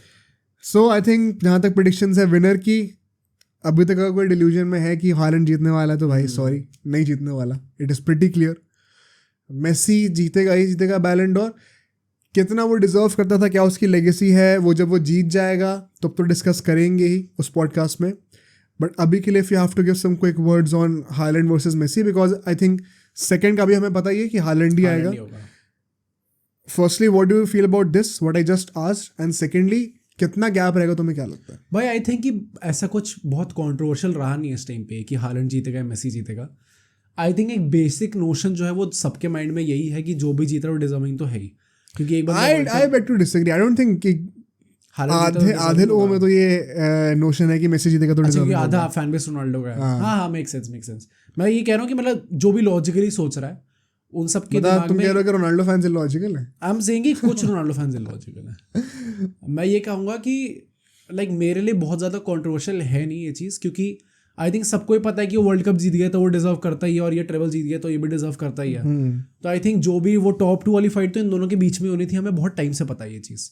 Although the point is and the very crazy fact is कि वर्ल्ड कप फाइनल के दिन पे वर्ल्ड कप फाइनल के बाद किसने ये चीज़ सोची होगी कि एम्बापे जो टॉप 2 में नहीं होगा, एंड शायद टॉप 3 में नहीं होगा, शायद टॉप 3 में नहीं होगा. अभी हम उसके ऊपर आएंगे. राइट. पता एम्बापे का मुझे याद है उस टाइम पे जो नैरेटिव था कि for 20 minutes he became the biggest villain in the history of sports. Right. And कैसे वो नैरेटिव था कि Mbappe has arrived and he has shown कि he is the next best thing, but Messi has said कि अभी कुछ time के लिए नहीं, अभी भी मैं हूँ, but you are surely the next best thing. And पूरे वो नैरेटिव्स थे उस टाइम पे. टॉप स्कोरर है, वर्ल्ड कप गोल्डन बूट मिली है, दूसरा वर्ल्ड कप फाइनल खेला है 2 वर्ल्ड कप के अपीयरेंसेस में ही, PSG से अच्छा चल रहा था उसका. एंड जो एकदम से डाउनफॉल आया हाइप में, राइट, मतलब because now moving on to the meat of the predictions, 3rd, 4th और 5th को हम प्रेडिक्ट करते हैं जल्दी से. 28 नेम्स हैं हमारे पास, क्योंकि मेसी और हालैंड तो टॉप 2 में आने वाले हैं. A quick word on Mbappe, because I think personally I would be surprised अगर एम्बापे 3rd नहीं आता है तो. ऑल्दो अगर मेसी को वर्ल्ड कप के बेसिस पे दिया जा रहा है तो क्या मतलब फिर हम देखेंगे कि एम्बापे को भी उतनी इंपॉर्टेंस दी जा रही है वर्ल्ड कप की. That is the only saving grace for Mbappe to come in top 3. वरना तो मैं I would go as far to say कि आई थिंक वो 5th आएगा. 5th आएगा. एक ना मेरी ये मैंने कहीं पे कॉन्स्पिरेसी थ्योरी पढ़ी थी. ऑफ कोर्स कॉन्स्पिरेसी थ्योरी तो सीरियसली लेने की बात नहीं है, बट जस्ट फॉर फन. अब मुझे थोड़ी बहुत ये बात हिट करी थी. कुछ मुझे एग्जैक्टली याद भी नहीं कि उसका रीजनिंग क्या दी थी उसने उस थ्योरी में, बट ऐसा कुछ था कि notice how Mbappe her bar conversation में हो रहा है पिछले 3-4 साल से कि he is the next best thing, अभी आ जाएगा, अगले साल आ जाएगा, but he never finishes above 5th position. Hardly कभी 3rd और टॉप 3 में आया शायद, या 4th है. 5th 6th के ऊपर कभी जाता ही नहीं है, चाहे कितना भी अच्छा सीजन जा रहा हो. कुछ ऐसे कॉन्स्पिरेसी थ्योरी थी कि फ्रांस के खुद के लोग भी उसको पसंद नहीं करते हैं. ये है एक्चुअली में. क्या है मतलब? लाइक आई रिमेंबर मैंने कहाँ ये चीज़ सुनी थी. लाइक कोई किसी ऐसे बंदे ने कहा था जो कि लाइक कोई कंटेंट क्रिएटर था जो कि फ्रांस में गया था उस टाइम पे. उसने ये चीज़ बोली थी कि वहाँ पे ये जेन्युइन नोशन है कि Dembele is the better player than Mbappe. Right. वहाँ पे डेम्बले को ज़्यादा प्रेज मिलती है sort of, and Mbappe is not exactly the poster boy. Although things might change की क्योंकि अब वो 2 वर्ल्ड कप में काफ़ी अच्छा परफॉर्म करा है, but he is going to leave अपना वो PSG. हाँ, मतलब कह सकते हैं यार. मुझे तो ऐसा लगता है कि फ्रांस के सारे लोग इतने बुद्धू थोड़ी होंगे, सिर्फ पेरिस के हो सकते हैं जो कि इतने बट हर्ट हो जाएंगे कि ये क्यों जा रहा है. आई थिंक ओवरऑल तो फ्रांस में आई डोंट थिंक मतलब, क्योंकि लॉजिकल फुटबॉल फैंस तो हर जगह होते हैं, तो काइंड ऑफ उनको ही पता होगा कि if he wants to become the best player, if he wants to be considered as the best player of this generation, next generation, obviously he has to leave league 1. यार point ये मुझे ऐसा लगता है कि लॉजिकल फैंस जो होते हैं वो 1% होते हैं 100 में से. 99% तो वही होते हैं. Okay. And Ballon d'Or is a public award basically. मुझे पता है कि जर्नलिस्ट वोटिंग करते हैं, कोचेस वोटिंग करते हैं वगैरह वगैरह, बट पब्लिक नोशन बहुत मैटर करता ही करता है subconsciously. So I don't know about that, but हाँ ये थ्योरी मैंने ही पढ़ी थी कि like they genuinely don't really like Mbappe as such, and there is a reason behind why he always manages to finish around the 5th position. Right. तो I will go with something bold here, although I think 3rd आएगा most likely. मुझे भी ऐसा लगता है, but for the sake of it I think 5th आए, मजा आएगा थोड़ा सा. Who is coming 3rd for you? I think मेरे लिए एम्बापे 3rd आएगा. तो what about the other 2 guys? हाँ, मैं ये कहूँगा कि एम्बापे के लिए मैं ये कह रहा हूँ क्योंकि जितनी इंपॉर्टेंस अभी दी जा रही है वर्ल्ड कप को, आई थिंक उतनी इंपॉर्टेंस ही अगर उससे मिलेगी. World cup golden boot winner है, obviously it's not a small thing. हाँ. तो मुझे लगता है फाइनल में भी काफ़ी अच्छी परफॉर्मेंस थी, हैट्रिक मार दी थी, एंड इट्स नॉट लाइक कि ओवरऑल सीजन उसका गंदा गया है. इट्स जस्ट दैट कि जो नया सीजन स्टार्ट हुआ है जब से ये सब मेसी नेमार गए हैं, तब से PSG के अराउंड हाइप इतनी कम हो गई है. प्लस वो आउटसाइड द टॉप 5 लीग्स चली गई और फिर मीडिया टेंशन बिल्कुल ही नहीं मिल रही. बट पॉइंट वही है ना कि वो इस सीजन में हुआ है, तो ideally it should not matter, हाँ बट हाँ भाई वही पब्लिक नोशन में तो Exactly. फर्क पड़ता ही राइट होगा। Right right. तो मैं यही कहूँगा कि मेरे लिए टॉप 3 में तो आएगा, थर्ड ऑब्वियसली थर्ड आएगा, बट जो बाकी 2 आते हैं आई थिंक फोर्थ भी बहुत ज़्यादा इट्स नॉट वेरी कॉन्ट्रोवर्शियल। मुझे लगता है कि पहली बार ऐसा हमें बैलन डोर देखने वाला है जिसके एटलीस्ट टॉप 4 तो कॉन्ट्रोवर्शियल नहीं है। क्या बात कर रहे हो भाई, मेसी हालैंड ये बहुत कॉन्ट्रोवर्शियल है मतलब क्यों है इस टाइम पे? भाई, क्योंकि 99% of the fans are not logical. मैं तो कह रहा हूँ मैं, तुमने देखा नहीं क्या पीछे ट्वीट में क्या शुरू हो गए ट्विटर पॉइंट ये है पे कि वो ड्रामे? दोनों साइड से आ जाएगा ना, फिर लाइक काइंड ऑफ नलिफाई हो जाएगी वो चीज़। नहीं नलिफाई तो हो जाएगी, बट पॉइंट वही है ना कि नलिफाई हो रही तो मतलब 50-50 दोनों साइड पे तो है ना। हाँ तो कंट्रोवर्शियल तो हो ही गया ना, मतलब मेरे हिसाब मेजोरिटी से थोड़ी दिख रही है कहीं पे हमें। लाइक अगेन आई वुड से like controversial from a logical persons view. I don't think कि कोई कंट्रोवर्शियल होने वाला है, क्योंकि हर बैलन डोर में आई थिंक इवन हमें लगता है कि कोई और ना कोई और प्लेयर आना चाहिए था इस चीज़ में। हम लोग डिफर काइंड ऑफ करते हैं हमेशा जो भी रैंकिंग्स होती हैं, but I don't think so कि इस बार जो रैंकिंग्स होने वाली हैं इससे टॉप 4 एटलीस्ट, फिफ्थ का I do think it's wide open, कोई भी आ सकता है। बट टॉप 4 में जिनको नहीं पता, I am talking about day ब्रुयने। I think top 4th per day ब्रुयने आने वाला है। आई थिंक ये 4 तो लेजिट डिजर्व करते हैं भाई होना। एंड डे ब्रुयने भी पिछले 2-3 साल से कंसिस्टेंटली टॉप 3-4 में आ रहा है वैसे। राइट। सो मतलब वो भी एक शाउट रहेगा, ऑल्दो हालैंड छीन जाएगा उसका लाइमलाइट, बट हाँ I think day ब्रुयने for sure top 5 में तो आने वाला है, आई थिंक आएगा। आई थिंक डे ब्रुयने के लिए बस वो जो एक गंदा पॉइंट है वो यही है कि उसने वर्ल्ड कप की परफॉर्मेंस बहुत ही गंदी थी और सीजन में इंजरी हो गई, इंजरी हो गई, तो रिसेंट भी वो ट्रैजेक्टरी अच्छी नहीं रही है उसकी age such. As far as the other guys concern, I am going with Rodri personally. 4th मतलब टॉप 5 में आएगा आई थिंक। वैसे तो मैं एम्बापे को 5th रखूँ, तो आई थिंक 4th रॉड्री आ सकता है, वरना 5th आएगा रॉड्री। अगर एम्बापे 3rd आता है फिर डे ब्रुयने 4th हो जाएगा। तो आई थिंक रॉड्री को आना भी चाहिए। UEFA player of the season मिला उसको, it's not a joke, and we have clearly seen how much City misses him जब वो नहीं खेल रहा होता था, because they genuinely struggle with him. I think Rodri deserve करता है, and it would be a good step going forward, because एक मिडफील्डर को एक डिफेंसिव मिडफील्डर को अगर आप टॉप 5 में जगह दे रहे हो तो it is generally good for football as well. जो कि आई थिंक लास्ट टाइम कांटे आया था उसके बाद जॉर्जिनियो ने कांटे दोनों उसी में आ गए थे ना। जोक है भाई, वो एक ही उसमें आ गए थे। फर्दर रिएटरेट्स में पॉइंट, एम्बापे सुपर फिनिश करा था वो। तो राइट, मतलब वो सीन तो है, बट एक और नाम जो रहेगा वो विनीशियस का रहेगा पॉसिबली, जो कि लोग क्वेश्चन कर सकते हैं कि विनीशियस क्यों नहीं आ रहा। आई थिंक लॉजिकली देखोगे तो नहीं आएगा। मेरे हिसाब से भी आई डोंट थिंक विनीशियस आ पाएगा, जस्ट बिकॉज द फैक्ट कि ट्रॉफीज नहीं है उसके पास। क्योंकि इंडिविजुअली उसका सीजन जो उससे लास्ट सीजन गया था, जो हम लोग बात करते हैं 42 गोल असिस्ट गया था, इस बार उसका 45 समथिंग गया था। तो बेटर तो इंडिविजुअली सीजन रहा है। There are not many players जिसके इससे ज़्यादा गोल असिस्ट हैं। तो on that basis I think so कि विनीशियस एक तरीके से सिर्फ इंडिविजुअल बेसिस पे तो हो सकता है, बट द फैक्ट इज कि आपके पास ट्रॉफीज नहीं है भाई। कोपा डेल रे सिर्फ कोपा डेल रहा है, तो आई डोंट थिंक सो कि कोई भी चांस बनेगा विनीशियस का। मतलब वो सुपर कोपा वगैरह भी जो भी है वो सब होगा of course, but right, but नहीं बनेगा। आई थिंक एक बहुत अच्छा शाउट हो सकता है, बहुत अंडररेटेड शाउट हो सकता है, वो ग्रीजमैन का हो सकता है।